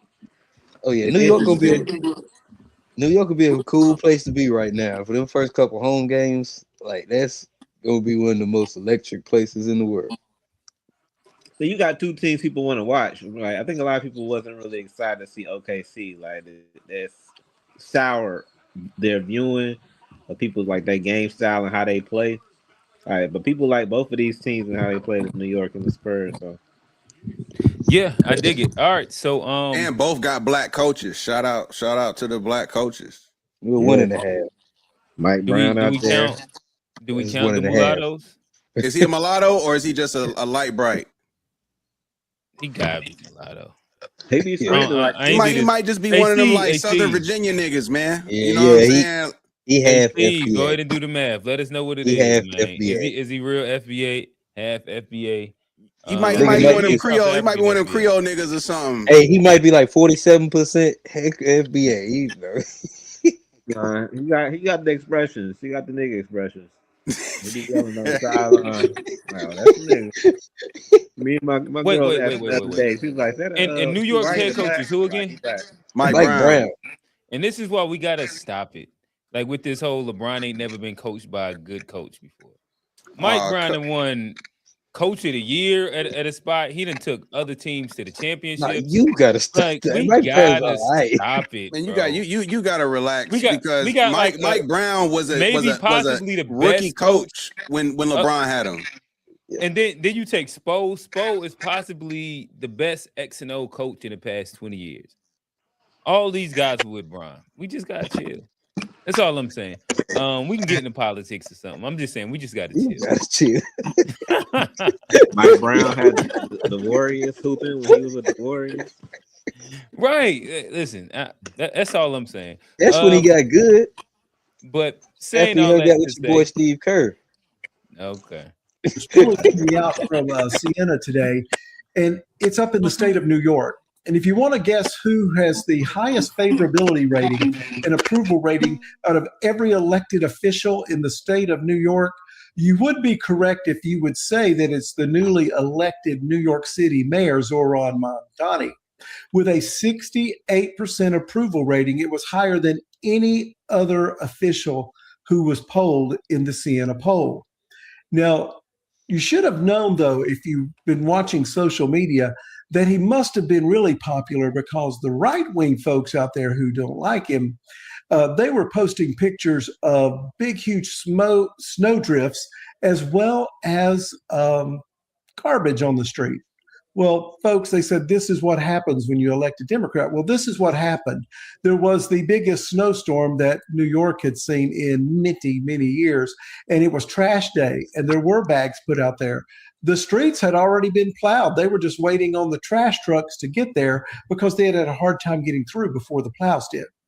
So the folks in New York City, We ain't gotta listen to that. Again, we do have celebrate the annual Israel Day. I never knew this was a now, we have thing. watched as people have been marching along Fifth Avenue to celebrate Israeli culture and Israeli pride. We heard from many of the revelers who are gathered here today who told us it's important for them to be here to celebrate their culture, to celebrate their country, and also many of them thinking about the ongoing conflict in the Middle East, saying they want to see peace. We're a people of love, we're a people of unity, and we're people that want to see everyone living happy together. Now, there is one significant absence from this year's parade, and that is Mayor Zohran Mamdani, who said during the campaign that he would not be participating in the parade. Mamdani is a strong supporter of Palestinian rights, and he has said that he does not believe the state of Israel should exist in its current form. But despite his absence here today, he said he would guarantee a safe and secure parade and celebration.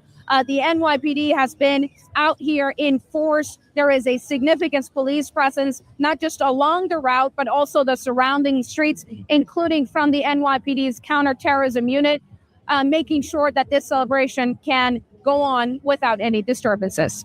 Like to see a blue and white. Okay, all right, and just to run down some things. Since taking office, New York Mayor Zohran Mamdani has focused heavily on affordable housing and government services. His key actions include child care and education, where he secured $1.2 billion in state funding for universal child care, including full day, full year. For 2-K seats and expanded 3-K capacity. Housing launched the block by block housing plan, expanding protections to keep rent stabilized tenants in their homes, and appointed a new majority to the Rent Guidelines Board. Workers in tenant relief, he recovered over $9 million in restitutions for workers and small businesses, while securing over $34 million in settlements for tenants. I think that they've pretty much said that he's balanced the New York budget. Some people are for that, some people aren't. He's made this really big push to what he calls the bread and butter issues, which are, to throw back to Jay-Z's words, the tangible items, in which I think within his first 100 days, he filled 100K potholes. he did it's a bunch of small things that he intentionally did that were to be things that can be felt by the people in the city, and not just these esoteric ideal things. Saying that to say, fellas, what is y'all thoughts? Zohran Mamdani, is he winning in New York? Is the Socialist Democrat winning? And is this something that can be seen, translated across America? I'll toss it out to y'all. I can't lie to you. It's a 2-point game. Brunson hit a big 3. Oh, I'm watching it too. And Knicks are up 2. It got me distracted. I'm not even gonna lie to you, bro. I cannot lie to you. I was gonna say, I think he winning just based on I think he's lucky that the Knicks are doing good, because I think shit like this helps. He getting reelected, yo. They gonna be in a daze if the Knicks win, boy. I think you can't even what he did with the kids in the bedtime. I think. But you had a 68% before the Knicks was winning, right? What does the Knicks have to do with this? I just think it helps with the mood of the city. I'm not from New York. I don't necessarily know. This is before they was winning. That's all I'm saying. I mean, I get it, but they've had a good year. They almost got there last year too. But I think New York is just in a. I feel like it was so bad that people, any kind of improvement, people was gonna be, kind of relieved to see it coming. So at least that's the sentiment I heard coming out of New York. So I feel like he's just taking advantage of where he's at. I dig it. I think that we are all that's gonna play. Wemby, he dribbles off his foot. It's a 4-point game. Might as well dub this one. I'm a little behind on my live feed, but I just saw him dribble it off. My bad. I'm dog, you done spoiled it, bro. Because we shooting free throws. Oh damn, free throws. Oh, maybe I'm ahead. I'm looking at Brunson right now. Watch what happened. Hey, everybody be quiet. Yeah. Big body Brunson with the knee injury. Hey, Q, you called it, Q. I give you to you. You said he was on his Paul Pierce. Yeah, we dubbed out. Oh, Johnny, you watching it on illegal means, ain't you? That's why you so far behind. No, I got I'm in the studio. Hey man, this is very impressive. I ain't gonna lie, for the Knicks to handle their business in the East like they did and come out here and win game 1. Hey, Knicks in 5. That's they're not gonna get 5. Right, but that's serious. It looked like the game. The game is the game. I will say, interesting enough, I had a shout out to Anthony Morrow. I don't know if y'all familiar with him. Played for the OKC Thunder. And it was a New Yorker. They did a podcast in here earlier. So of course they was talking about the game. In which I guess it was just interesting because Anthony Morrow played for OKC, and so he was diehard on the OKC side. They lost, whatever, and then he was with a New Yorker, and just hearing their back and forth. And the New York guy hits back and forth. A part of it, I think he said that New York. I hadn't fact checked him, but he said New York had won 11 straight. And pretty much most of these, if not all of them, haven't been close. Yeah, they've been killing. And to be looked at as an underdog when you've dominated inside that much of a stretch. Well, it was the best game ends up being the one where you come back from 20 with 4 minutes or 7 minutes left, and then you win in the overtime. And that's your only challenge in the past 11 games. That is interesting. Yeah, they said I don't disagree at all. The best 10-game run in NBA history.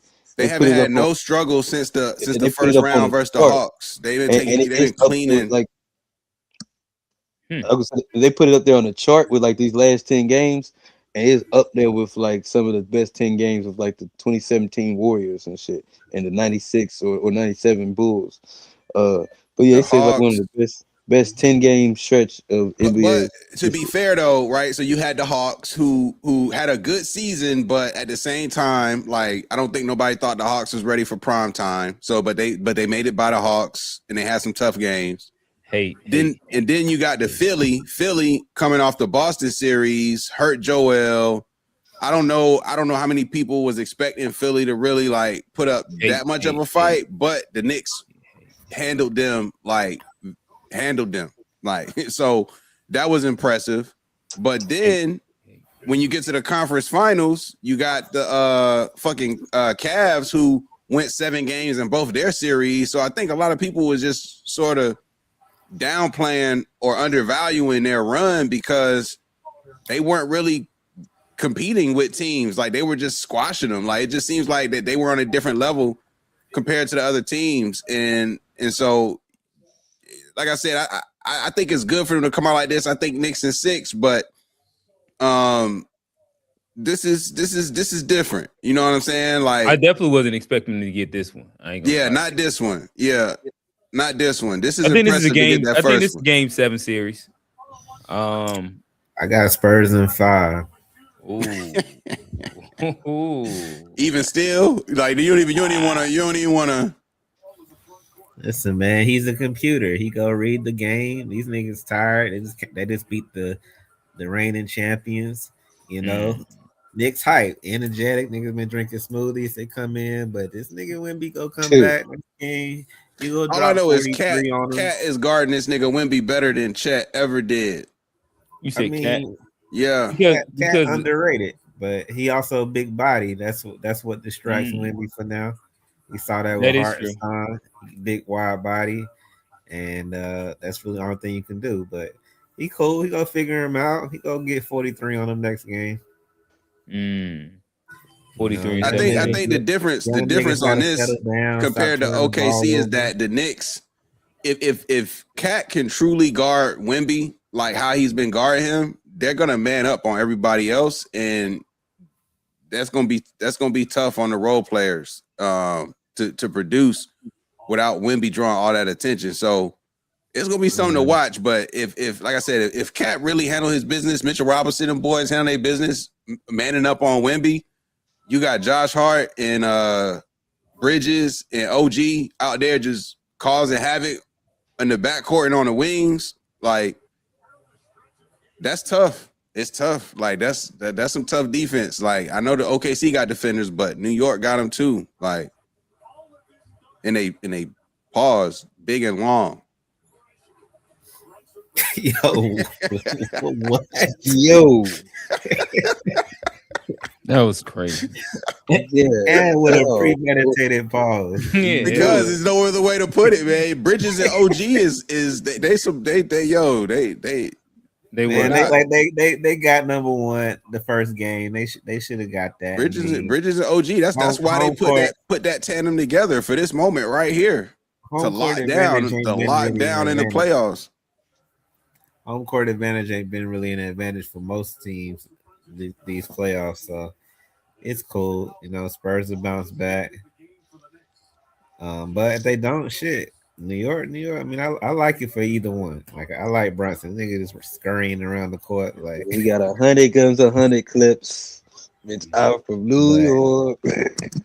My biggest observation for the evening is that hood niggas do not care about NBA basketball. These niggas came in here in hoops, smelling like Black and Miles. They ain't looking here. They ain't walking the lobby or nothing to see the game. Them niggas, they just now about to leave. Them niggas don't care nothing. He said they smell like wood tips. Yeah. It's like ash cans and wood tips. Johnny know the niggas I'm talking about. They say they'll be smelling like straight gas too, brother. Let me get one, brother. Oh, you told him the big bro to get the gas, Johnny? That's crazy.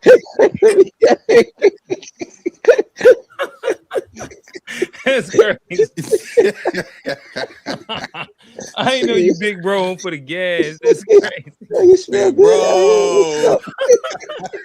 What y'all doing? Hey, listen. And you know you really around it when you see, like, I walked outside. This is always after hours.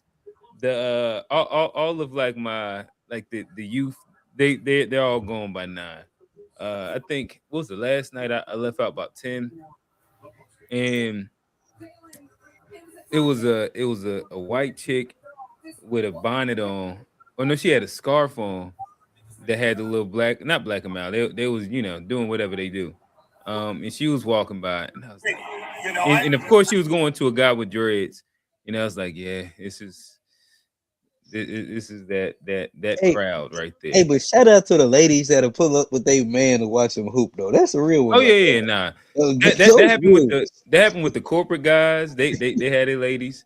Shut up. Aunt had his. Well, let me shut up. All right, I don't know. Yeah, delete whatever I was about to say. Little birdie. Yeah, I don't know. It wasn't nothing. A little birdie. My bad. I'm gonna edit this out. Yeah, because the main don't want to see that nigga hoop. That's not true. Listen. We got the corporate guys. I told Johnny, listen, if I go out there, I'm gonna drop 40. Johnny might get 10. I believe Johnny will grab 10. I put up. Hold on, real quick, before we go off this. I get on my IG last week, and I hit the story, and then I look and I see A Black. A Black done took his chick to the court, crossing her up, laying her. I say, A Black, take it easy on her. God damn. Nah, With his glasses too. I say, killing it. See. Nah, we play hard around here, man. We don't go easy. He ain't take it easy, dog. A Black showing the bucket. Crossroad sham. Damn. Nah, cause when she good at something, she rub it in too. So you gotta take your moment so you can show establish dominance. Ain't nothing worse than beat at your Black, girl. You gotta share that story in the chat because that shit sound funny as hell. Yeah. I say, why A Black giving up buckets, bro? That's crazy. we usually go walking and shit every day or running. She be running, I be walking, and there's some courts over there. Sometimes we'll just get a little cardio in and shit. Whatever we can do. About to get some tennis rackets too. Hit the tennis court. Yeah, tennis is a good little low key move when you getting up there in the years to stay active. But hey, listen, do if y'all want that's to turn fun. up the pickleball, we got pickleball. Tennis is kind of hard. I ain't gonna lie. Tennis is very, very athletic. Like if you good at it, you want to be good at it. It's move. Well, you got it's a certain technique. But I be seeing mad, a lot of old heads play doubles and shit. Like, you can. I never played pickleball. I don't know what the difference is, but pickleball is like the new vibe for the older folk. I'm also also advocating for pickleball because I got pickleball lines out here. So if any of y'all 30 and up guys want to come become introduced to the pickleball world, come pop out. You ain't got no pickleball tourneys coming up. I could have one if you know some people. I don't know nobody. Man, trying to introduce y'all to the pickleball. Pause. All right, those fast moving balls. Yeah, we do got handball here. So if you know some people that's interested in handball, we got some handball classes, and we got a goal in there too. So I got a Dominican handball. Say it again. Y'all got like a Dominican teaching handball or something? Nah, funny enough, it's actually my sister. She played she actually played handball at UNC. She went to UNC. And she played handball while she was down there. And I don't know, sometimes talking shit ends up like productively, I guess, happening. So I don't know why we was just in the lobby talking shit about handball. But my sister's one of them people that if you like challenge her to something, you gonna like turn around and then she's gonna be doing it again. So I remember we was talking shit and somehow handball came up. And the next thing I know, she had the Charlotte Handball Association written out the gym. And I say, oh shit, well fuck it. I'm cool with it. You know what I mean? And from there, she's like, went to the nationals. She's starting to get back into the whole little thing. I don't know. Shout out to my sister. Yeah, if it's one thing about her, as soon as she put her mind to something, she gonna figure it out and go do this shit. But saying all that to say, we got handball. If y'all want to learn handball, pickleball, handball, whatever. Basketball. Yeah, Johnny tried handball. He threw the ball. He didn't make the net. He threw it at the wall. He missed the whole goal. No, that's not what happened. I didn't even try it. I stayed away. Gotta They drink look your milk. professional. Nah, them boys look they look kind of professional. I wasn't gonna go out there and make a fool of myself because I was, they had layup lines doing it and everything. I'm like, you know what? Y'all have fun. All right, so nonetheless, to get back on topic, Zohran Mamdani, what is your thoughts? What he's done so far, the socialist agenda has New York at a 68% approval rating. Talk to me. I think Mamdani has great press and social media above everything else. I don't know, I don't like, for example, I don't know if cost of living is any cheaper in New York City, because of his presence, as an example. Yeah, I don't know if that's like something that he was. No, he was definitely big I'm on. sure he. I think that. So, for example, where's it at? The things that like the rent control housing, him doing the extended protections to keep rent stabilized tenants in their homes is like a push towards that. Of course, to lower the entire cost of living in New York is something that's going to be hyper systemic and take years. But him pushing to actually do something on the ground level. Same difference again, like I think he called it the bread and butter or something like that. Tenants where giving free child care to kids is really make sure, universal child care is like a really big thing that a lot of people will feel. And I think that no matter what your politics are, you could agree with LGBTQ or not, or Israel or not, but that's something that you can tangibly feel. Same difference with the potholes. To me, I thought that was really interesting. Where if you can attach some of your early on goals to something that is more tangible and fillable, that's a part of your quote unquote socialist program, to where you can start getting people to buy into it. I just think it's smart. Yeah, I don't disagree in terms of how he moves is smart. That's why I think a lot of what he's doing is more like PR and press than I think it is actual like reformation, or whatever the fuck the word is. Okay. So I like I said, I think he's just he just knows how to peacock and market like himself in a way where he seems to be maybe a little more impactful than what he actually is. Okay. So you think that most people that's a part of that 63, 68 or 68 percent, they are just being swindled by good propaganda? I think that has a huge part. Yeah. Okay. A Black, talk to us.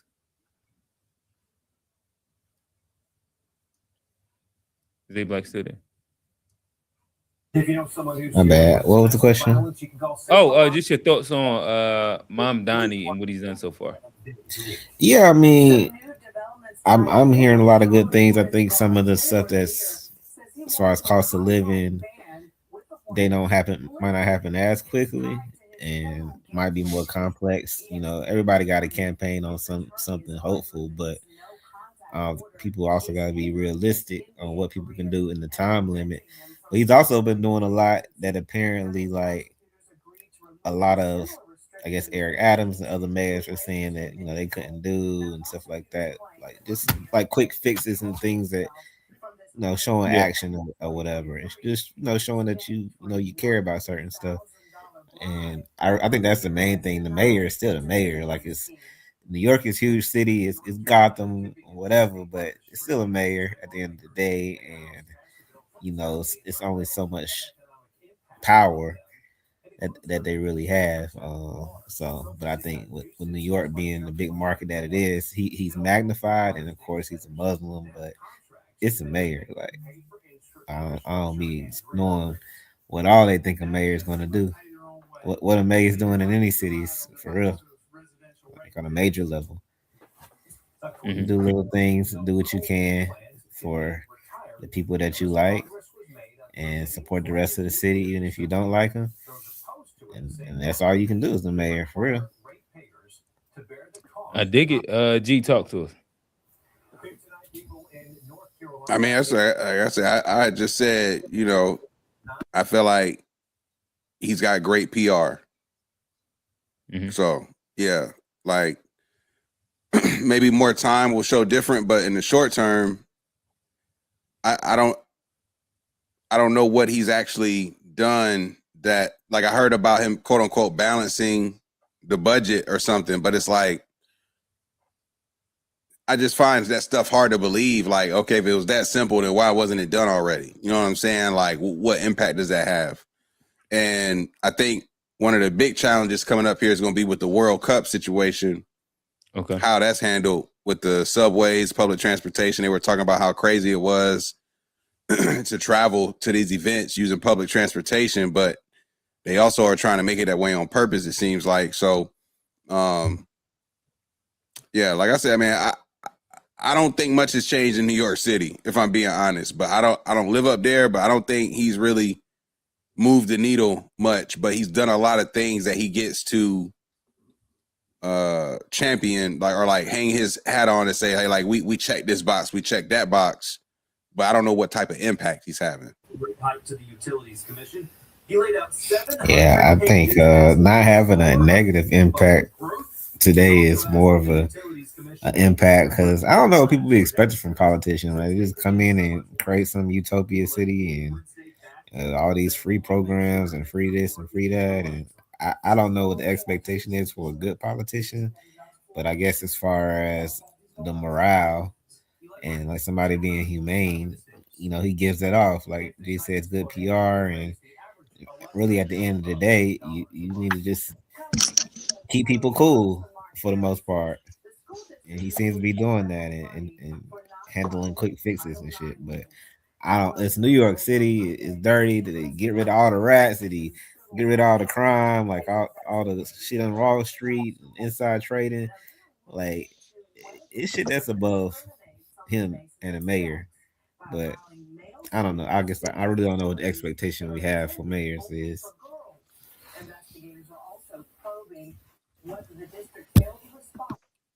My bad, fellas. Okay, all right. So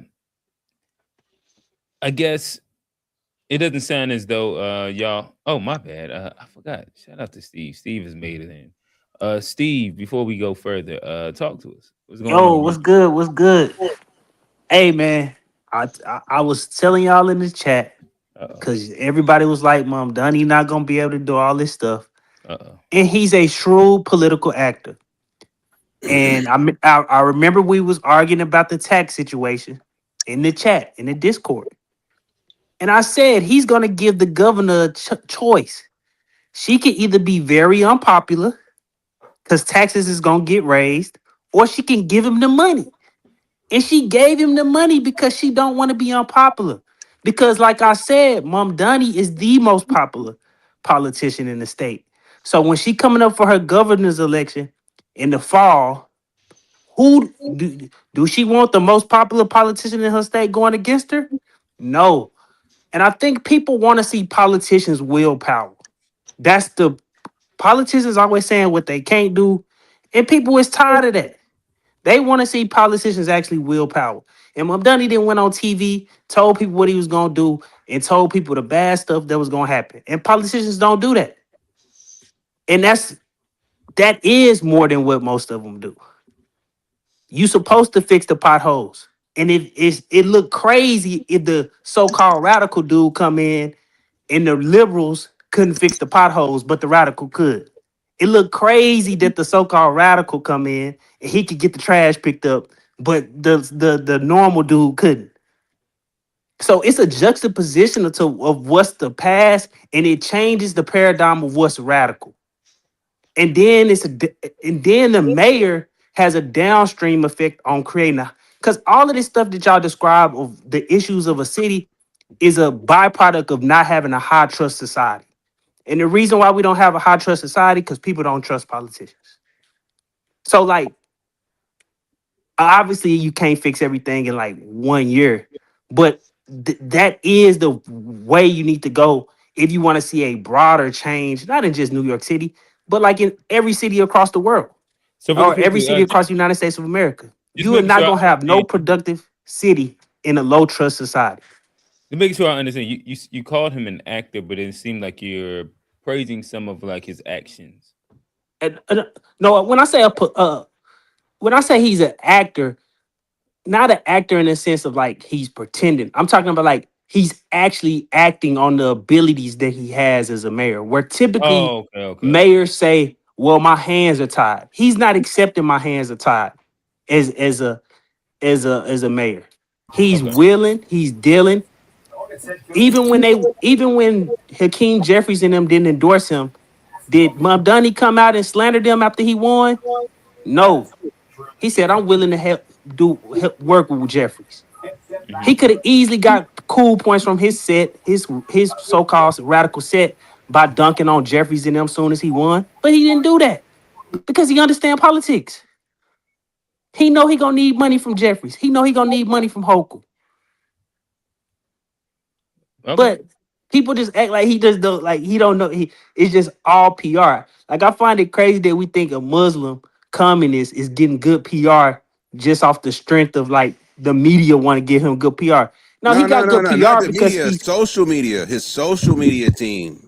Like when you in this day and age, you don't need good quote unquote mainstream media if you understand how these algorithms work. but that's irrelevant to his approval rating in New York because I disagree. those people wouldn't be dissuaded. So you telling me if he had good social media PR, but he wasn't fixing the potholes, he wasn't having like some type of positive impact in the actual city, that people who actually live in New York is gonna be like, even though this shit still suck. Like you gotta think about fixing potholes for a city where a lot of niggas don't even have cars. It's not like hitting like that. It's a Like, lot of cars in New York. but a lot of niggas don't drive too. And when I say why is his pothole, and when I say approval rating pothole, three at just almost 3/4? insert pothole for low You got level. good branding. Insert pothole for low level me see, menial tasks that the city should do. Like because we can't just chalk it up to like he got good branding. He has to do something to make the brand. He basically I'm not disagreeing, but what I'm It's saying a lot of is niggas I can give a Nike press run, but if a nigga ain't got nothing, nobody not buying his sneakers. What I'm saying is the stuff that he's doing is not like really that impactful. It's checking the right boxes from a branding perspective. Like he's from a building political lower hanging fruit. But from a building a political standpoint, power standpoint, if you live in a society where people are not even doing the low hanging fruit, you have to first prove that you can perform at that level before people even give you more power to will. Like that's fair. I don't like that's fine, but it doesn't. That can be true, but it doesn't make what I'm saying not true. It's like he's going after these things that are what I would consider relatively low hanging. That at the end of the day, like I said, like a lot of folks in New York don't even drive. Like so yeah, there's a lot of cars in New York City, but people aren't driving those cars their own cars like that. So because I think I when A Black said the part where what do people think, like do people think they gonna change the world in a day, and or whatever case, obviously not. But I think it's very hard to do that or even attempt to do that or move that direction. And I'm not saying pothole literally. I'm just using pothole as the lowest level issue you could think of to fixing the city.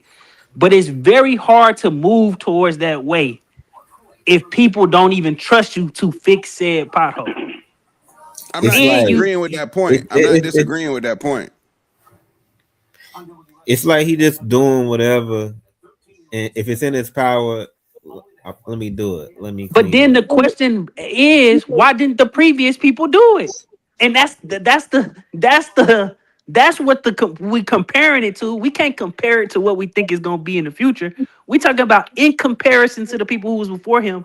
If it could just be done by the mayor, then why Eric Adams didn't do it? Why De Blasio didn't do it? I mean, I think that's the whole point of saying That is why like not, because they probably it's not taking just money people from think somebody he. who don't want them to.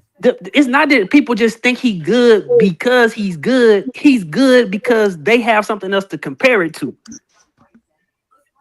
And we can say that's a low bar, but that's not his fault that they sucked. You know, I mean, look, Eric he, Adams had good approval ratings until he didn't. So we'll just see. Like we'll see. Like Eric Adams had great approval ratings until he yeah, no and then longer Eric did it. Adams got in there wheeling and dealing and being corrupt. And he was at Israel Day. And then he now he and I know y'all saw. Y'all think Mamdani just above the fray. Had great approval ratings when he was in New York.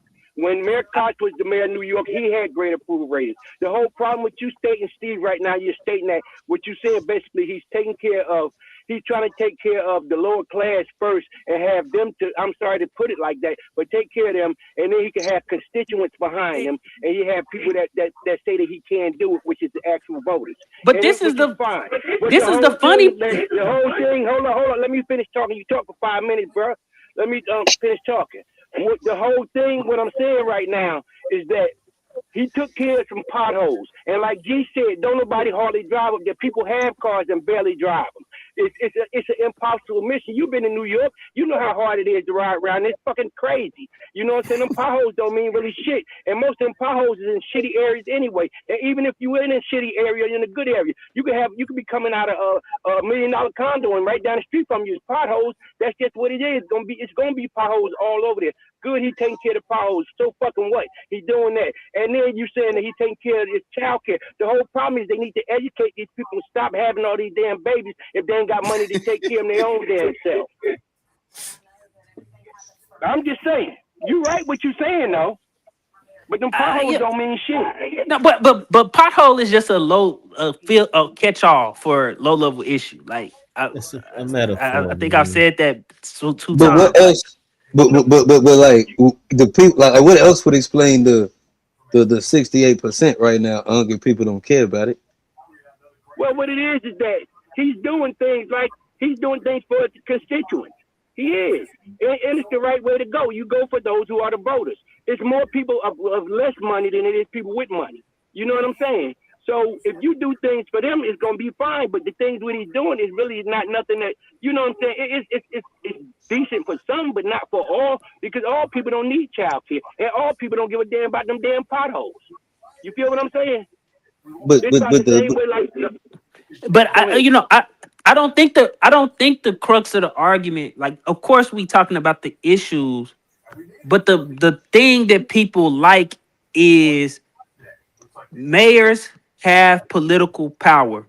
And for so many years, mayors have said, my hands is tied, I can't do nothing. And now you got a guy who the mayor, and he's showing if you have a will to do something politically, it can be done. Like, you know, like people gonna like that. Like the governor came, like the area that you in. If you are the mayor of a city, and if you are just the mayor, but you don't hold the books, you know what I'm saying? They have a bookkeeper there, or whoever the person that runs the money there. That's the person that actually runs the city. The mayor is just a part-time job. It's just a figurehead. In a lot of cases, in a lot of major cities, that's how it is. Where the mayor is just a part-time job. It's not nothing as far as that's all that they do, or they are the person that's in control of this stuff. That's why their hands be tied. Now, his hands might not be tied, and he might put a little bit more force on doing things, but that don't mean that he's still, I don't really know if New York City mayor is a full-time position or part-time. It's not really about, it's not really about, it's not really about force, but he understands the political maneuvering required in order to force the governor to give him the money for the child care. Because when he first ran on giving the child care, before winning the mayor, the governor said we never gonna have this universal child care in New York. Not even weeks after he elected, she's saying, "Oh, Mamdani convinced me we gonna have universal child care."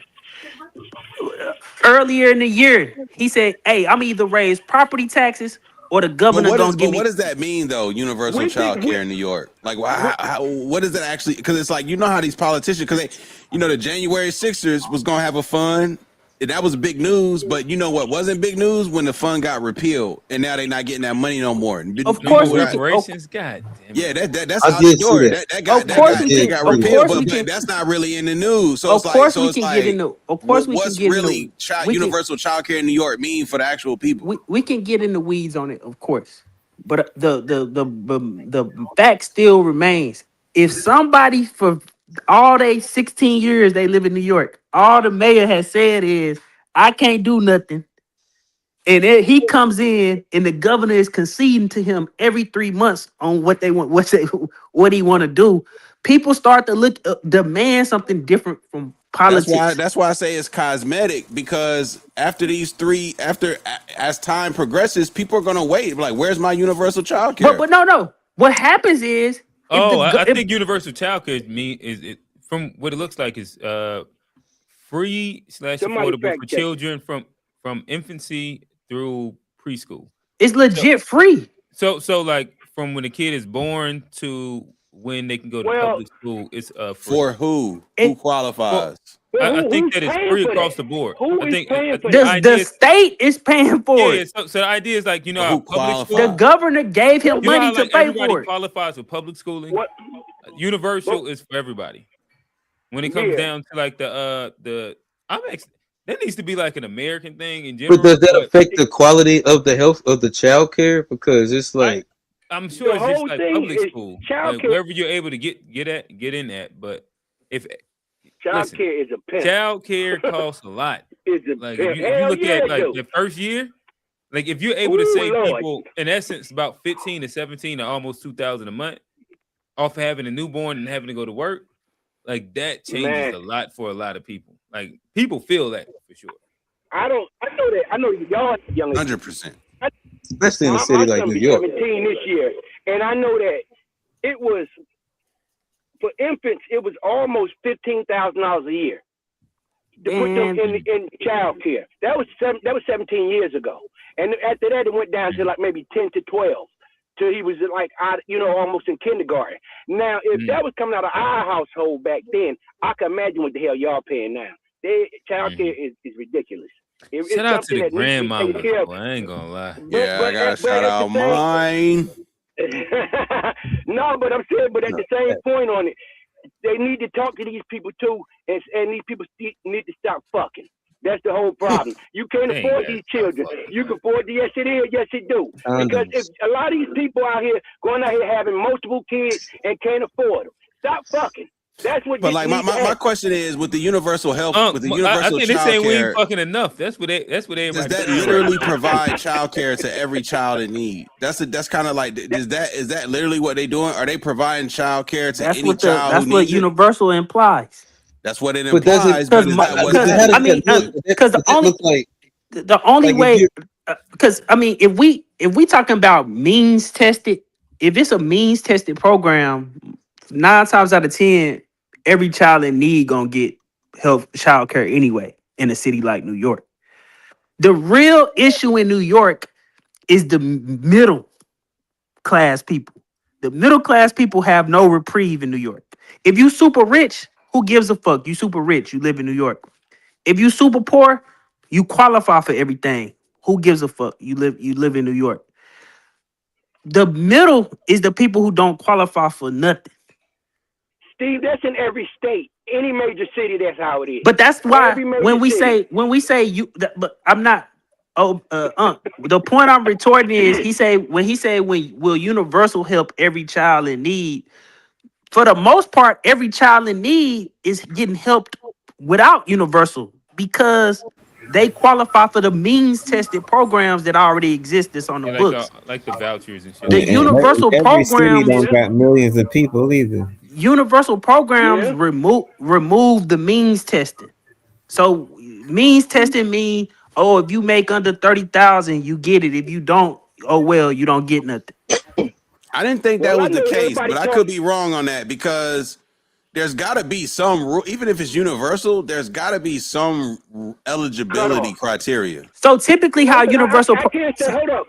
I'm gonna just say this. In South Carolina, one thing I can say about South Carolina is that all kids that go to public school eat breakfast and lunch free, no matter what your income is. And that's universal. Now, if they doing that universal like that, that's different. I know that's something that's down in South Carolina. No kids pay for lunch. No, not one child. That's you in fire. public school, That's how it should be. All the kids eat breakfast and lunch free. Typically in universal programs, because a lot of people say this, well, why would rich people, how is that fair if rich people get universal programs? Why would you want rich people to use universal programs? Because if rich people use the same programs, it ensures that the programs are good. The quality. Yeah.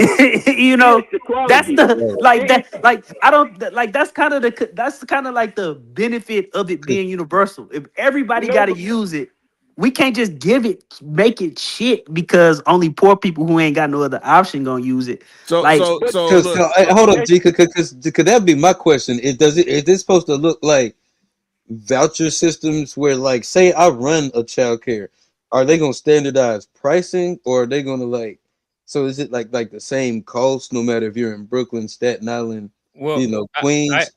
I imagine that there's New going to York City be is all the vouchers for like for example, there's public housing that you can buy and pay rent, but the majority of it is subsidized. And these are people that are, on some version of government assistance. I imagine it will be very similar for childcare where you can you can pay for better or privatized or you can go to the one that your taxes pay for inside the area. Same difference like public school. In essence. Can I give some context to these plans that y'all call universal? Just to let y'all know, like. Okay. All right, so the way it's laying out, they got 3 different tiers. The first one is new 2K programs. They call that 2-year-olds. Okay. That's in progress, where applications open June 2nd, 2026. So that was just recently. Yeah, he just became the mayor. Hold on. Let me finish. Let me finish giving y'all the He details. said that he secured the funding for it. Let me give y'all the details, though. Let me give y'all the details. It's starting with a pilot phase of 2,000 free seats in select high-need school districts. So it's not universal. There's 2,000 free seats in select high-need districts. That's not universal.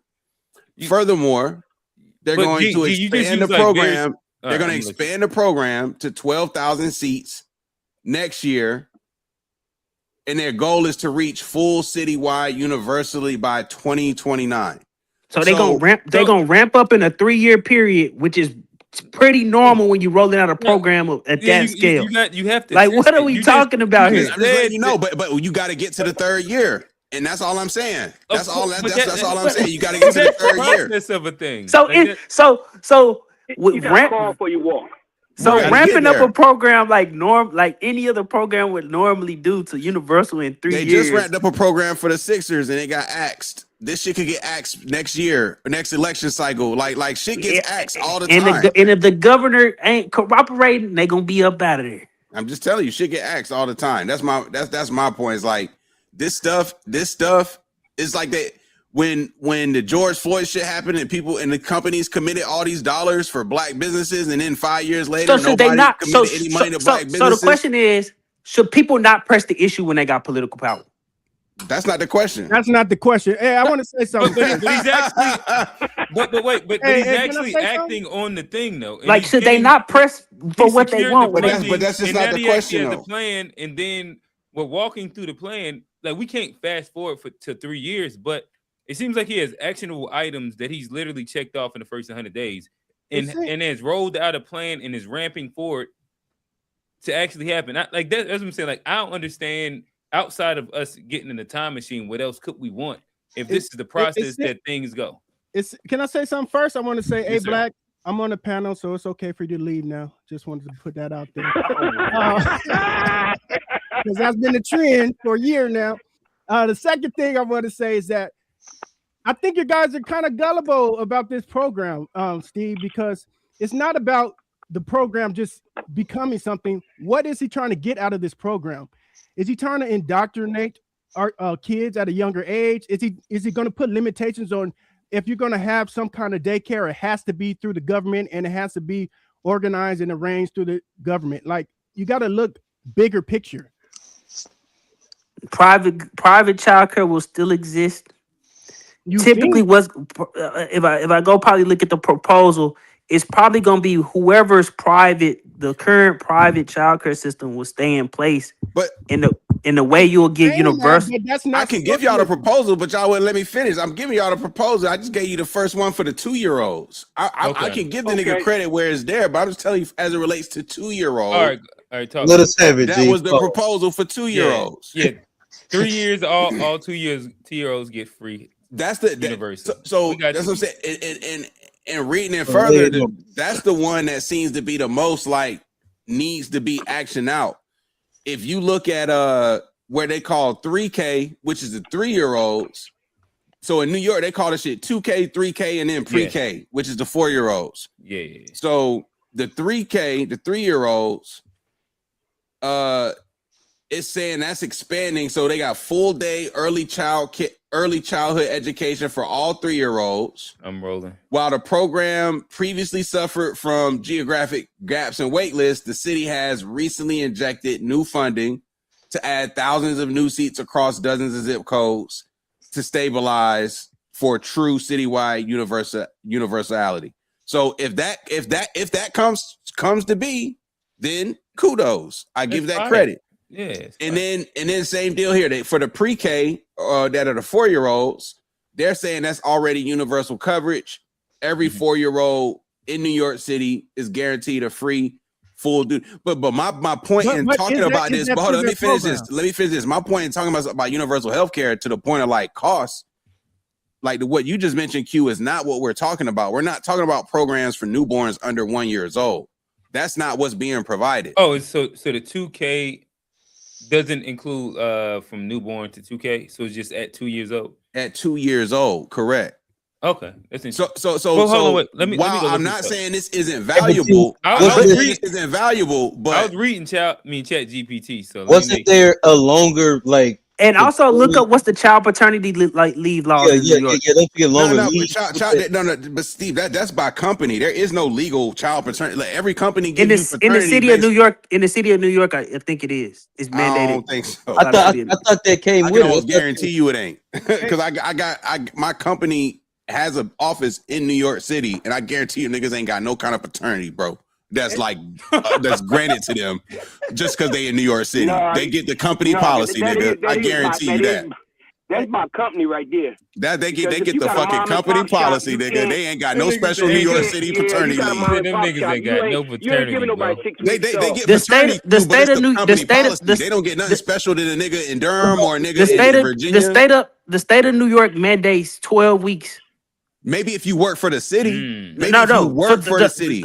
The whole state. It's like Steve, you misinformed, bro. I'm telling you right now. I work with niggas who just had babies in New York City. They don't get 12 weeks. So you don't. Okay, no. 86. I live in California. We have a mandatory paternity leave. Steve, you can't force companies to pay you. You what you can do is you can't get fired. So you can take leave, but you don't have to get paid for that leave. So if you wanted to take up to 3 months off as a father, you could do that, but they don't have to pay you, but they can't fire you for it. It's called like FMLA or some shit like that. Yeah, that's a government worker. But no, that's anybody, Steve. You have to apply for that. You have to apply for that through your company. Okay, can I just reach out? Can I just reach out right now? New York City don't got nothing special. Can I just reach out this right in New York? Can I, you don't get 12 weeks. Can I just read you this right quick? Yes. New York mandates that all private employees with one or more employees provide job protected paid leave to bond with the new child. This applies for the first 12 months following birth, adoption, or foster placement. Steve, that's not paid paternity leave. That what they're saying is you could leave, but you're not going to get fired. But we're not going to all pay you private for 12 employers weeks. with It's one not or more true. employees provide protected paid leave. Steve, it's not true. Whatever you read is not true. Well, it says paid at 67% of average weekly wages, capped at statewide minimums. Is this limited to the first child, or it doesn't matter? Niggas in New York are not getting paid for. I'm telling y'all, this is not true. Because if that's the case, then everybody would be having babies. Nobody's getting paid 12 weeks off. As a father. I know that. Well, it Just says if that you're a New York it's- resident. I know the It said company that they're I getting- work for. They do it. They do it. Yeah, but G, it says that they get paid 67% at It's not a minimum. full. It's not a 67%. full Yeah. Like paycheck. 66 But they get, And it's like, you get the mandated by the option to- states can mandate paid leave by any company that's in there. Your That's homie a might have just wanted that full 100%. Yeah, that's kind of the bit like. But that only applies for full timers. If you're a that's why so many companies don't have full timers. They have part time on call. You talking about full time? And I think you're talking about people who work for the entity of the city of New York or the state of No, New York. I literally read private companies in the damn thing I just read. Post the link. Because I guarantee you, I know too many people Let who them have put babies eyes in on New it. York. It's not going to Let 'em put apply for all eyeballs on it. employees. It's going to be full time employees. Full time. It's not gonna be all- And Yeah, the we thing agree is with the that full-time employees. But y'all just told me to. Hold on. Stop, Q. Private Stop, company Q. with more. Stop, Q. So Stop, Steve, Q. if you Stop, got Q. 5 employees, you think the New York government is Q. going to force you to pay these niggas for paternity We leave? just said first. They just said the state couldn't force you to do it. You can't in no capacity. I looked it up. I don't even want to look it up. You look it up and you tell me what you I ain't find. gotta look it up because I know niggas that ain't got it. You look it up and tell me what you find. Steve, I know niggas in New York with babies that ain't got it. Johnny, look it up. Well, let's have a neutral. I believe look you. it up. Y'all arguing at this point. I believe Y'all you, arguing Steve. at this point. Johnny, you look it up. I believe you. What y'all I believe arguing? you, Because too. the key I believe you. is Because that's crazy that I could literally go to NewYorkState.com, y'all look up a both are right, law. though. That's the thing. Y'all both are right. It matters what type of Don't be employee coming you in are. here fence riding, old man. Choose a That's not a side. fence ride. I came in with the same Choose a word. side. You gonna choose FBA Hall of Famer, me, or you gonna choose FBA Hall FBA D of Famers, leaguer, G? Hey, if you're gonna be called that, you got to put that in your title. You got to take Steve away. If you're gonna be FBA Hall of Hall of Famer. Famer. Shit, hey, Oh, I'm man. FBA Hall of Famer That's a now. new one right there. Shit, That's a new one Man right there. say he got six all NBA. I got 6 all NBA. and I MVP. got 6 all FBAs, man. And Come on, all FBA. First team. come on, man. I be in the. took A block off, man. I be putting my reps in the Discord for the NBA, man. Come on. Hey, listen, you can't throw my dog G into the I'm about to throw him into the G League. I'm about to throw him in the tether league. He keep playing with me on here. Damn. Oh, the Euro League. That's the tether league. Yeah, that's the Negro leagues. tether league. Hey man, y'all funny. Y'all funny as fuck. Hey, but real talk, y'all both right. It's just the status of employment. But also I do want to make a point, regardless of if stuff is accomplished or not accomplished, it fail, it don't fail. The real point I really want to make is like people are seeing a mayor, whether he is successful or not, but he actually will empower, and it's gonna cause more of a demand from all politicians. Because Steve, can I give you the key in your language though? What's the key? The war continues. No, it's not. What, we talking about language? Is this code It gives switching or what- eligible employees up to 12 weeks. See, that's a difference. So hold on, G. But G, let's talk about your language. G, let's talk about your language. Did you just that means I could give you 1 week too. G, let's talk about your language. Did you not say that states cannot do that at all? Not no 12 fucking weeks. They cannot G, force you to pay niggas for 12 weeks. before we started and got into the details of the league, you said a state cannot mandate that 12 weeks companies to have to provide leave. They cannot mandate 12 weeks of paid paternity. But can they mandate paternity leave? What I'm telling you is they ain't mandating 12 weeks. Is my point. Can they mandate paternity leave? Nigga in New York getting just automatically 12 weeks. Hey, I gotta say this though. G. I posted the link. I posted the link for everybody to take a look. I The know. language G, is you key. said they couldn't do it at all before. Steve, you came out talking about niggas in New York automatically get 12 weeks. You That's said false. they couldn't. You said the state couldn't make corporations do that. Under the premise of 12 weeks, nigga, you cannot do that. Wait, okay, just let me say this. In California, they do that all the time. The government mandates what the private organizations need to do and have to do. So I don't know what New York is on. So you're both right. So but- can the state mandate paternity leave on private actors?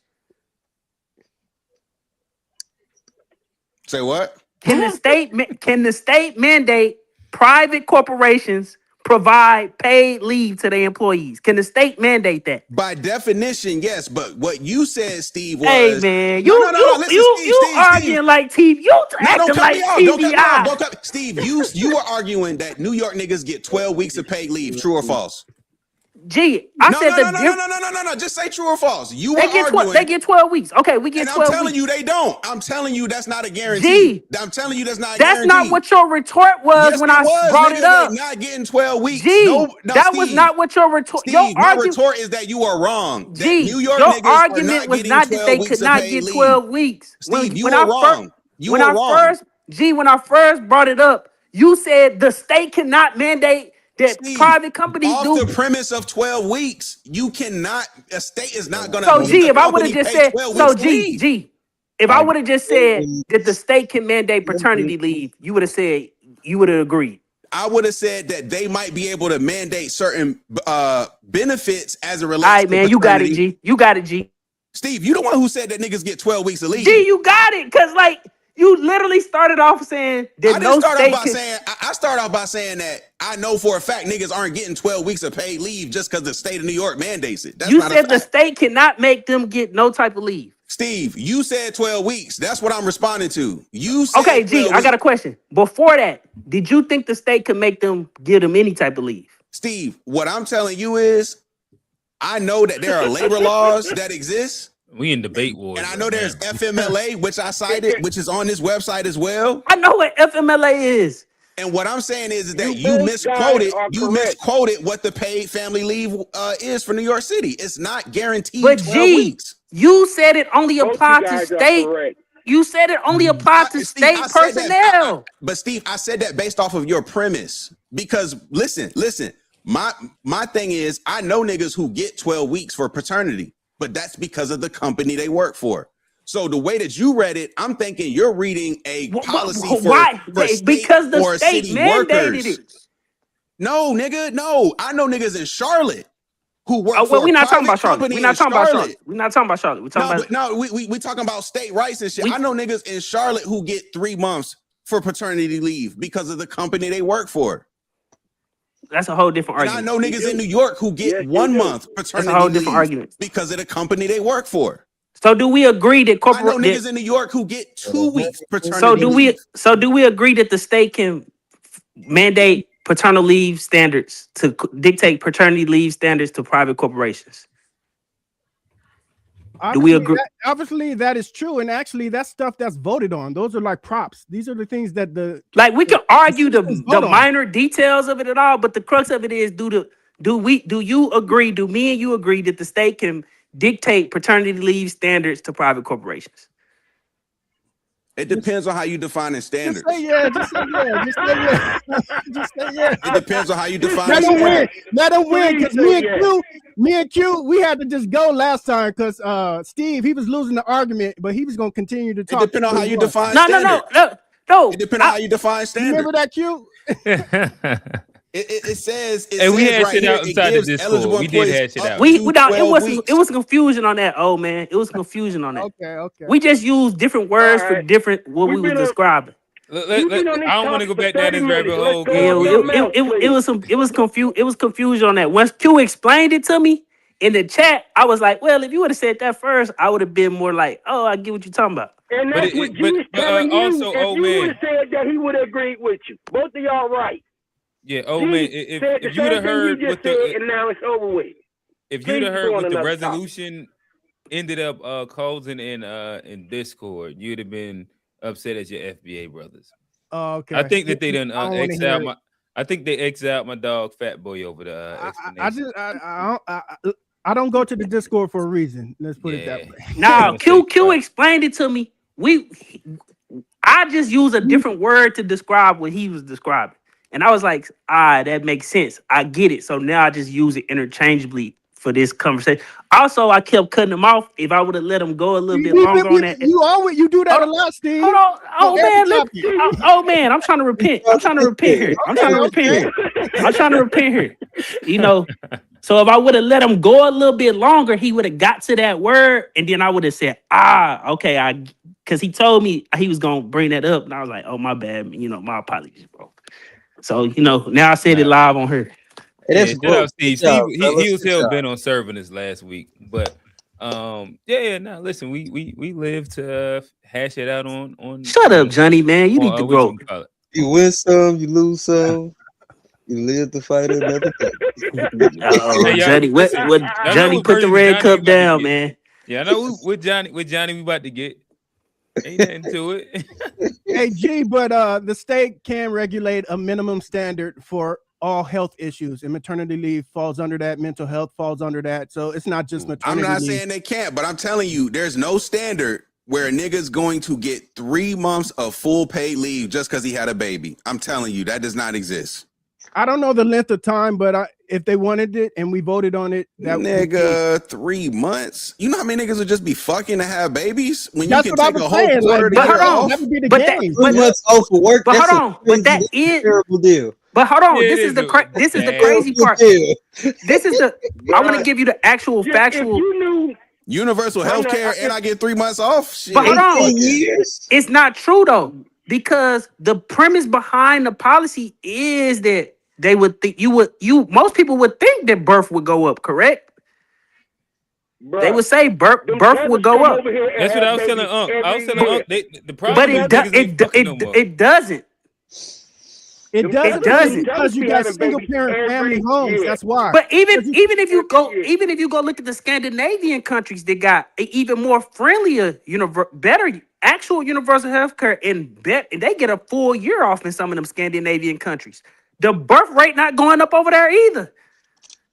So Why is that, Johnny? The birth so rate ain't going up because can't nobody afford these damn kids. That's why. Exactly. If people can't afford them in the first place, for the most part, they're not gonna have them. Shit. That means that people getting smarter. Everybody, only people having babies is Tethers. Tethers having babies. Like Hey, come on now, come on. Hey, I want to put this out there. Even with all the abortions, the black community is still producing at a regular rate. The only reason we're being overpopulated is because they're importing so many people. Not this year. The only people that do you realize people that are imported are having babies? Last numbers I saw, the only demographic this past year, the only demographic that had a growing birth rates was whites. Oh really? I thought it was Hispanic. Yeah, I want to say this past whatever, you know how they do the full cycle in America. Okay. Yeah, I think white Americans was the only one who had a positive. But you and I'm not even saying it's above. As white, Steve. I'm not even. Well, they segment out Latino. They segment out Latinos. Latinos had a. They can't be counting them Cubans. Latinos had a. Look, it's springtime. It's springtime now, right? And you know all the babies and the baby carriages be out. Them tethers got 2 carriages. Never mind. There's jokes to be made, but I ain't gonna make it. Yeah, you don't need to. No, Getting people, it's the truth. Getting people to have kids. Kids are going to be citizens. That's why they have 6, 7 citizens. But getting people to have kids is a much tougher task, because people only want to have kids in a world in which they believe there's a positive future. Like, we can talk about all this other hoopla, but if like the world is not actually like changing, people not gonna have kids. That's just I'm speaking from a first world perspective. To the United States of America, you're gonna make a baby. You're gonna make a baby. You come from a shithole country over here. Yeah, I'm talking about actual first world populations of people.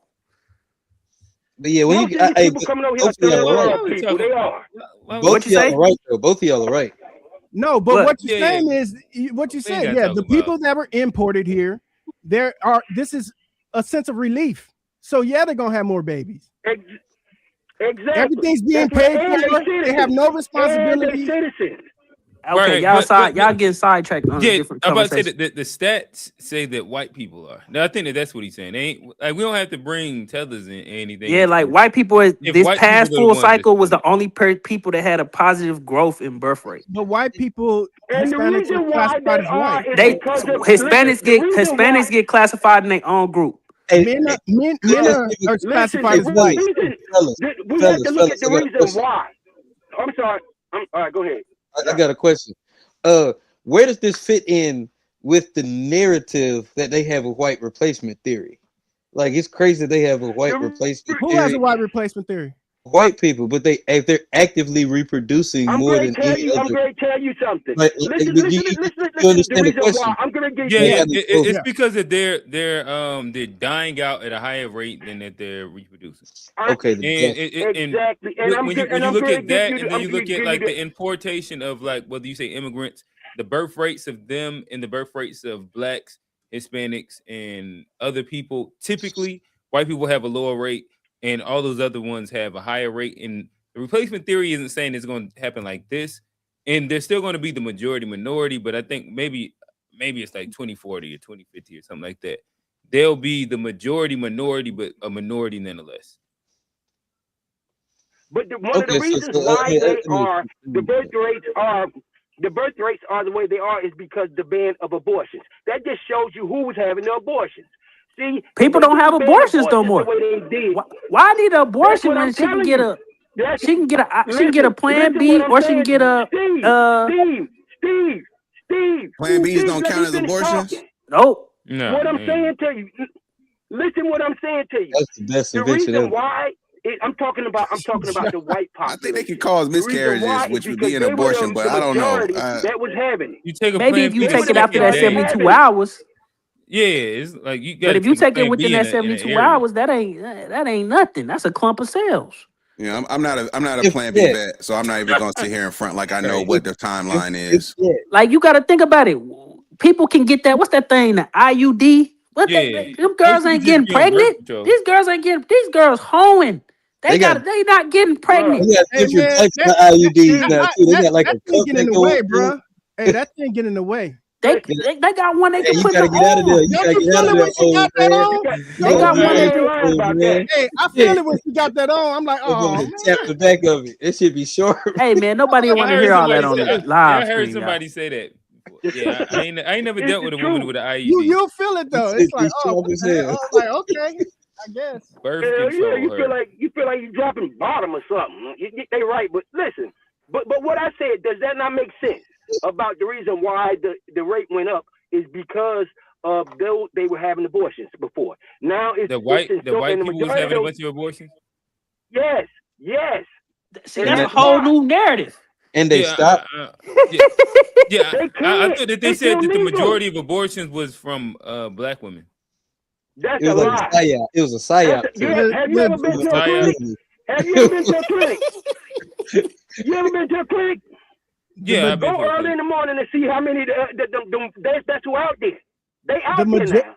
The majority of abortions were white. Hey, I'm the last time you went to a clinic. Hey now. Mind your business sometimes like that. Mind your goddamn business. I was gonna say it's not the same, bro. You talking 20, 30 years ago? The majority of abortions are white women aborting black babies.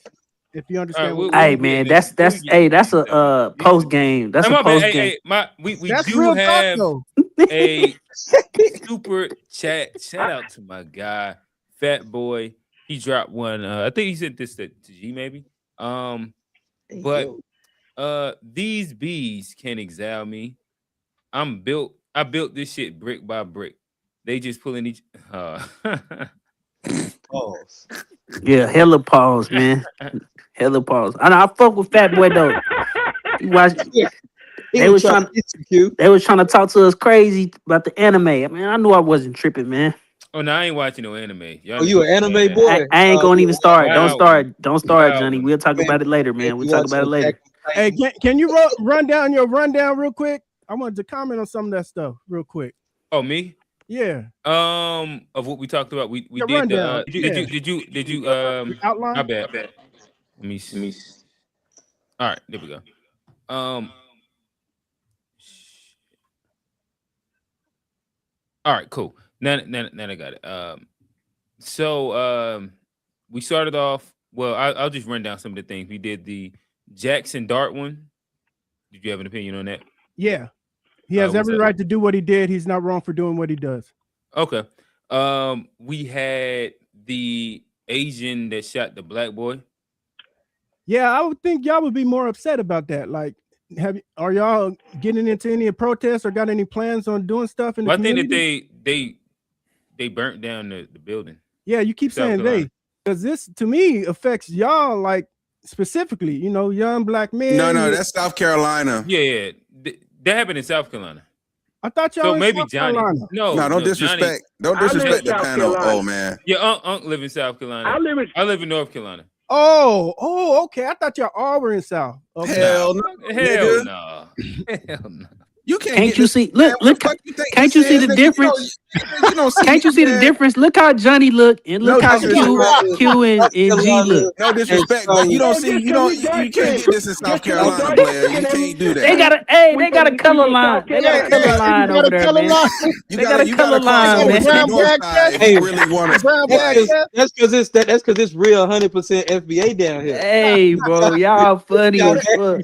Hey, so this is You gotta cross over the line, man. Hey, Real is this the 100% FBA. Nobody would ever, no North Carolinian would ever be like, I'm so, like, no. No, I'm not saying y'all like. But the South Carolinians will say that they South Carolinians want to claim North Carolina. They want to move to North Carolina. Ex Johnny pretend like he's from Charlotte. I don't know. I was born in Charlotte, bro. Look at him. I hear him doing it right now. I was literally born there. Like I can't help. You literally hear him doing it right now. So what you mean? Your people drove across to the hospital, had you, then No, my drove mama. back across. My mama lived Johnny there. an My anchor mama- baby. My Anchor mama, baby. I lived in Charlotte. Y'all so, got like, I moved to Rock Hill. Nigga, South Carolina tether.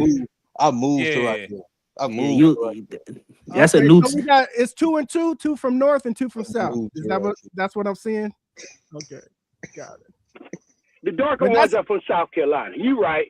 The real FBA. It be half FBA from North Carolina.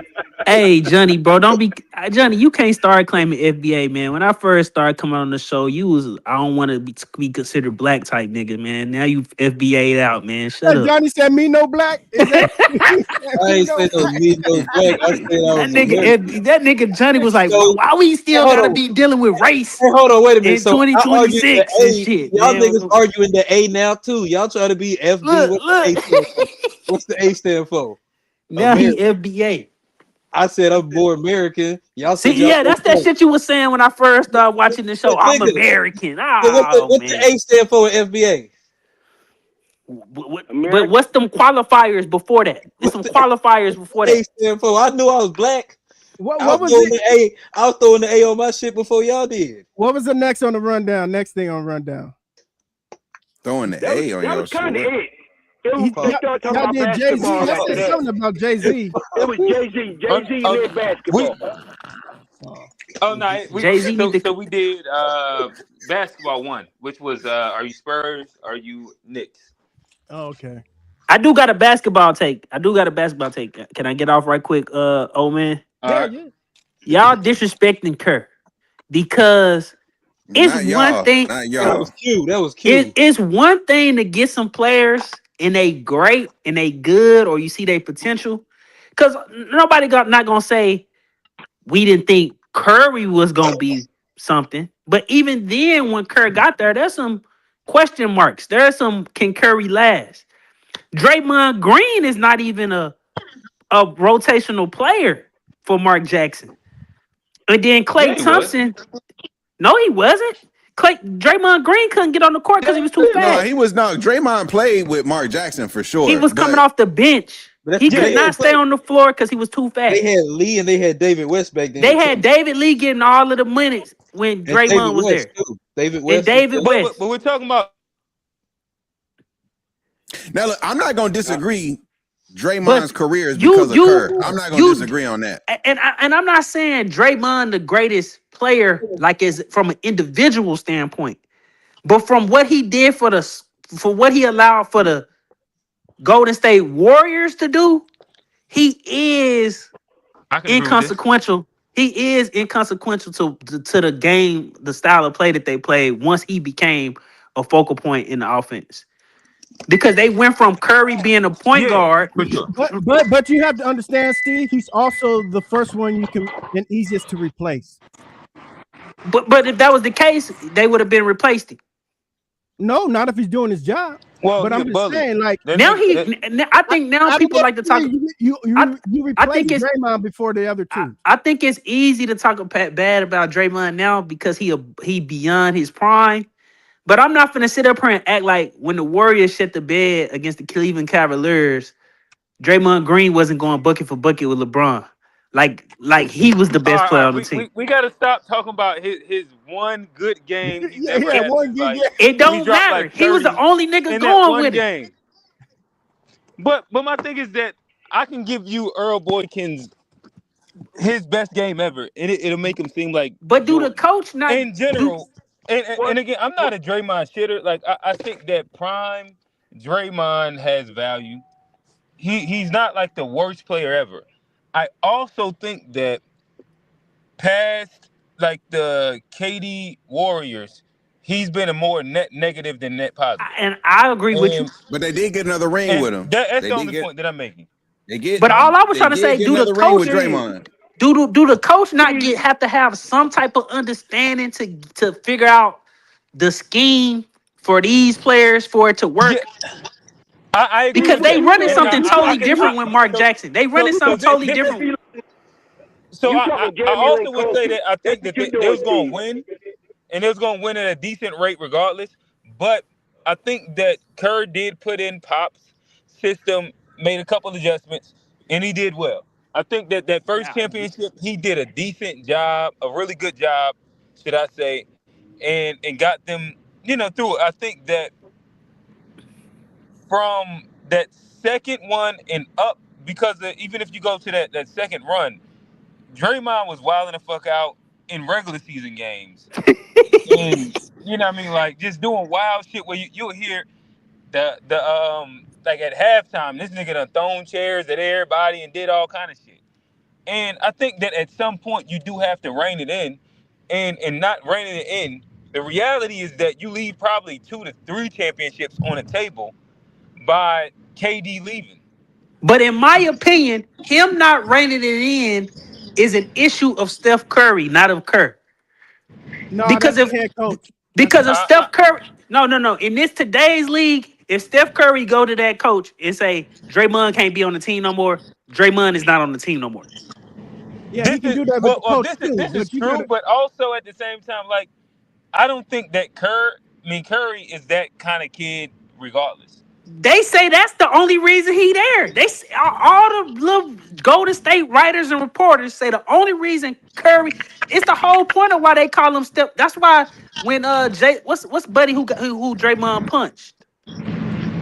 Oh, what's Jordan Poole.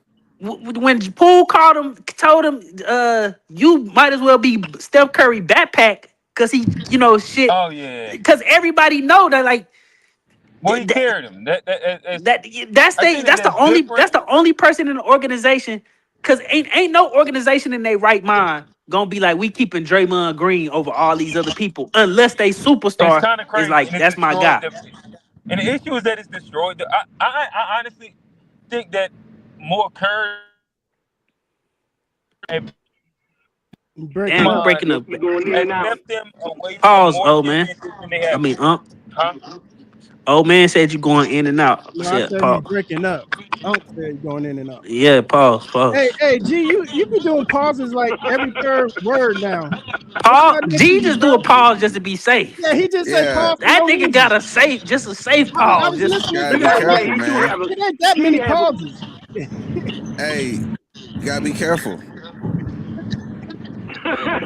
Don't worry, ain't nobody recording. That's because them people on your channel, G. That G not saying it for us. He's saying it for his followers. He got a bunch of followers. You don't see them. Well, they be writing some crazy shit. G followers is crazy. G got them followers for them. They're not G followers. They just the algorithm is just algorithm. Yeah, I just want to give Kerr. I just want to give Kerr just a little bit more. Like, come on, man. Kerr is not horrible. I'm not right. gonna sit here and say Kerr is the best in like, but he's definitely not horrible. Yeah, man. He got a system, and it worked for them three guys when he got it. Them three guys who he got. No, Kerr is a pure coach. He was bred to coach. His dad was a coach. He was always going to coach. So I mean, I guess y'all can't hear me. Okay. No, yeah, you can hear you now, Q. We can hear you. Oh, y'all can? Okay. Yeah. For whatever reason, when you on camera, we can't hear you, but then you go black, we can hear you. Oh, that's the Johnny. Knicks in 4 games. I said it. Knicks 4 games. Nah, they ain't. We ain't rolling. Knicks with a sweep. Nah, we ain't rolling. But you also. I get it. All Go I'm ahead. saying is that he ended up being detrimental to. I think the Warriors could have ran off 6 and 7. I'll just put it like that.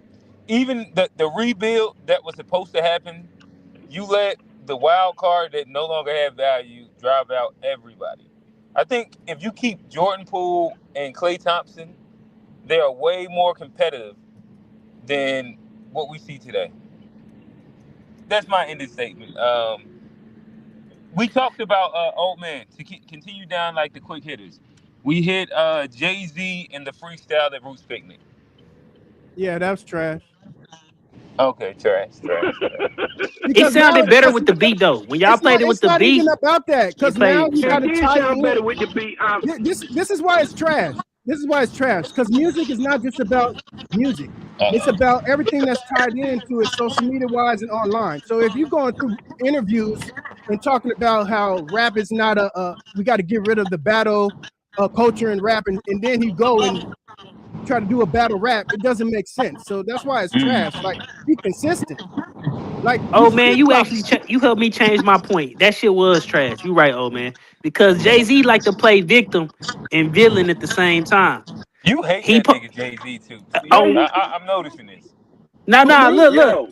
He up here want to cosplay. Hear that song I sent into the what you call him earlier, the Discord earlier, and I told y'all Jay-Z was sounding like Quagmire. Wiggity. So Quagmire rapping ass. Hey, no, but Jay-Z, he like to play. He like to play this angle as if he doing all this stuff for the culture and not for himself. I remember when Jay-Z sat down with them NFL folk. He told them NFL folks, "Hey man, we beyond the kneeling and all that stuff now. We beyond the politics and all that stuff now. Yeah. For what? Some halftime shows? How did some halftime? The halftime shows save the race? No. But don't be disingenuous inside my FBA voice. Like he talks about actionable items, and I agree with that. I think that it becomes a point where you have to get past symbolism, give us actual power and seat at the table. So we got to see Bad Bunny twerk that ass. We got to see Bad Bunny twerk that ass on halftime show. Jay-Z. Jay-Z. Like, no. If we don't like our own personal, that wasn't a if we don't like privilege. our own personal music, that's up to us. But at the same time, kneeling for 10 more years was going to do nothing. Jay-Z is Dr. Umar. It sounds good, but there's no substance behind it. I agree. He is the Dr. Umar rap, man. Jay-Z might as well be a fan. I agree with that as well.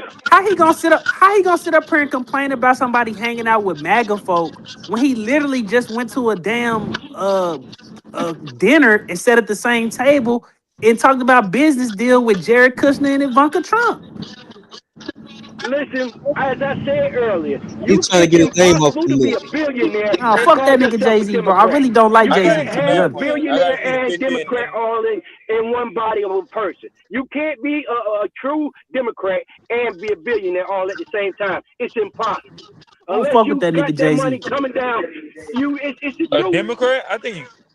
I think Jay-Z is the epitome of what's wrong. How can you be a Democrat and a billionaire at the same time? It's impossible.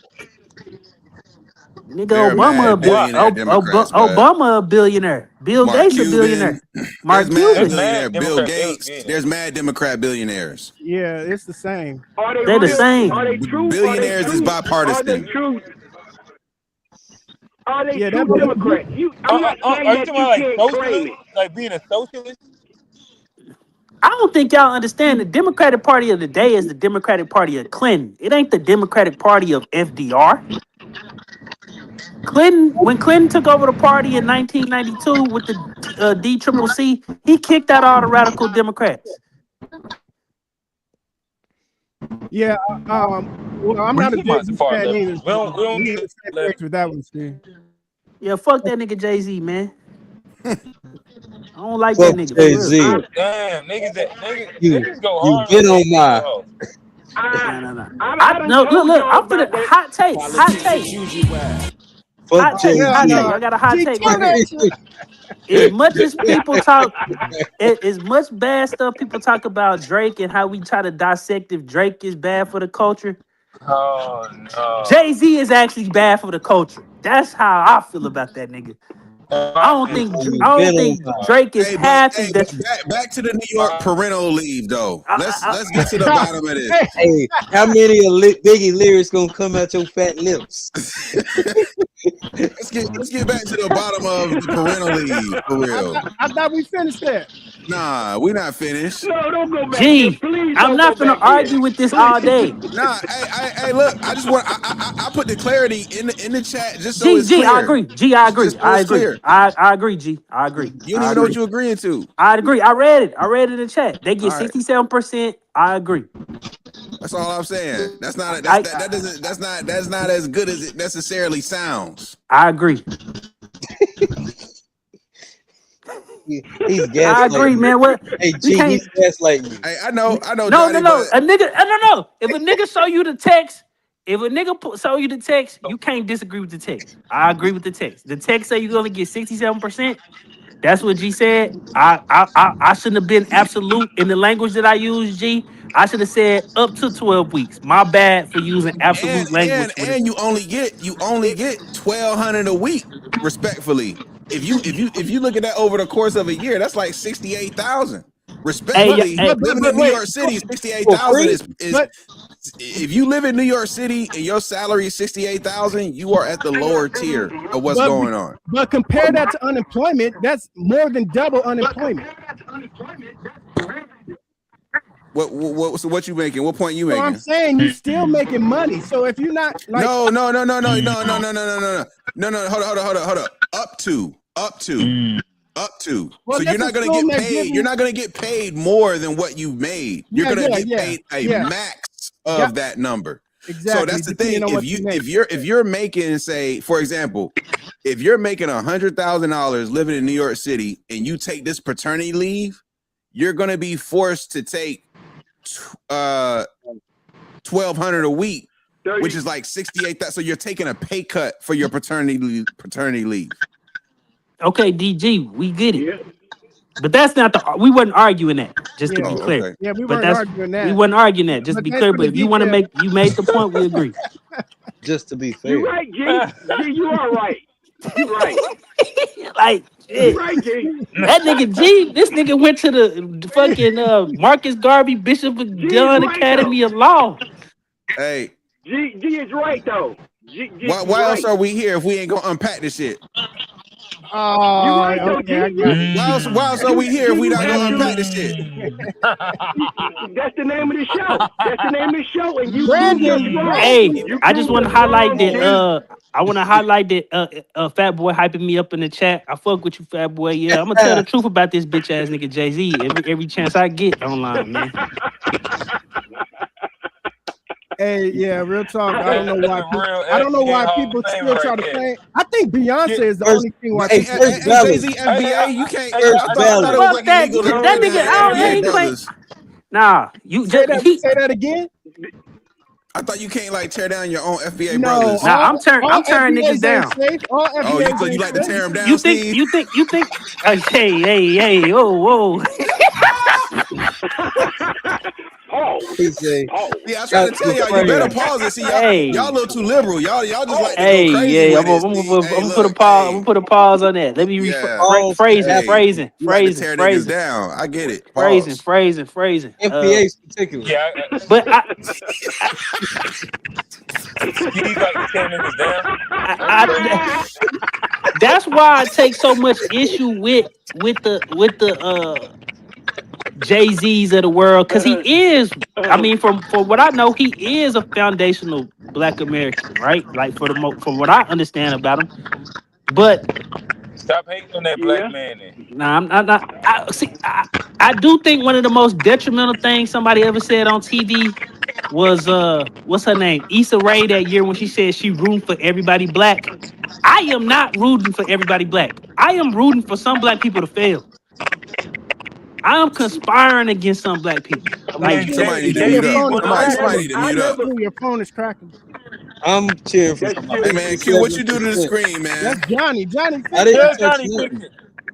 Johnny Hey, fixed it. Johnny don't know what he's doing. Johnny, put the cup down. Hey, get us to the after show. Hey, let's go ahead and go to the after show, man. I don't know what he Johnny did. just pressing every button. He don't know what's going on. I didn't do this. I'm chilling and then I muted up and I can still hear the static. I don't know who that was. I think it's Q. He's driving, so we hear the crack. It was Q. Yeah. Y'all ain't got 5G. Y'all ain't got 5G LTE out there, dog. You got to get us to the post, Johnny. All right, well, shoot, it's I appreciate everybody pulling up. We had Q. He you hear him. You got G. We had Unc in the building. Steve. Oh man, I am standing in for Q. Johnny P. We out. Even you.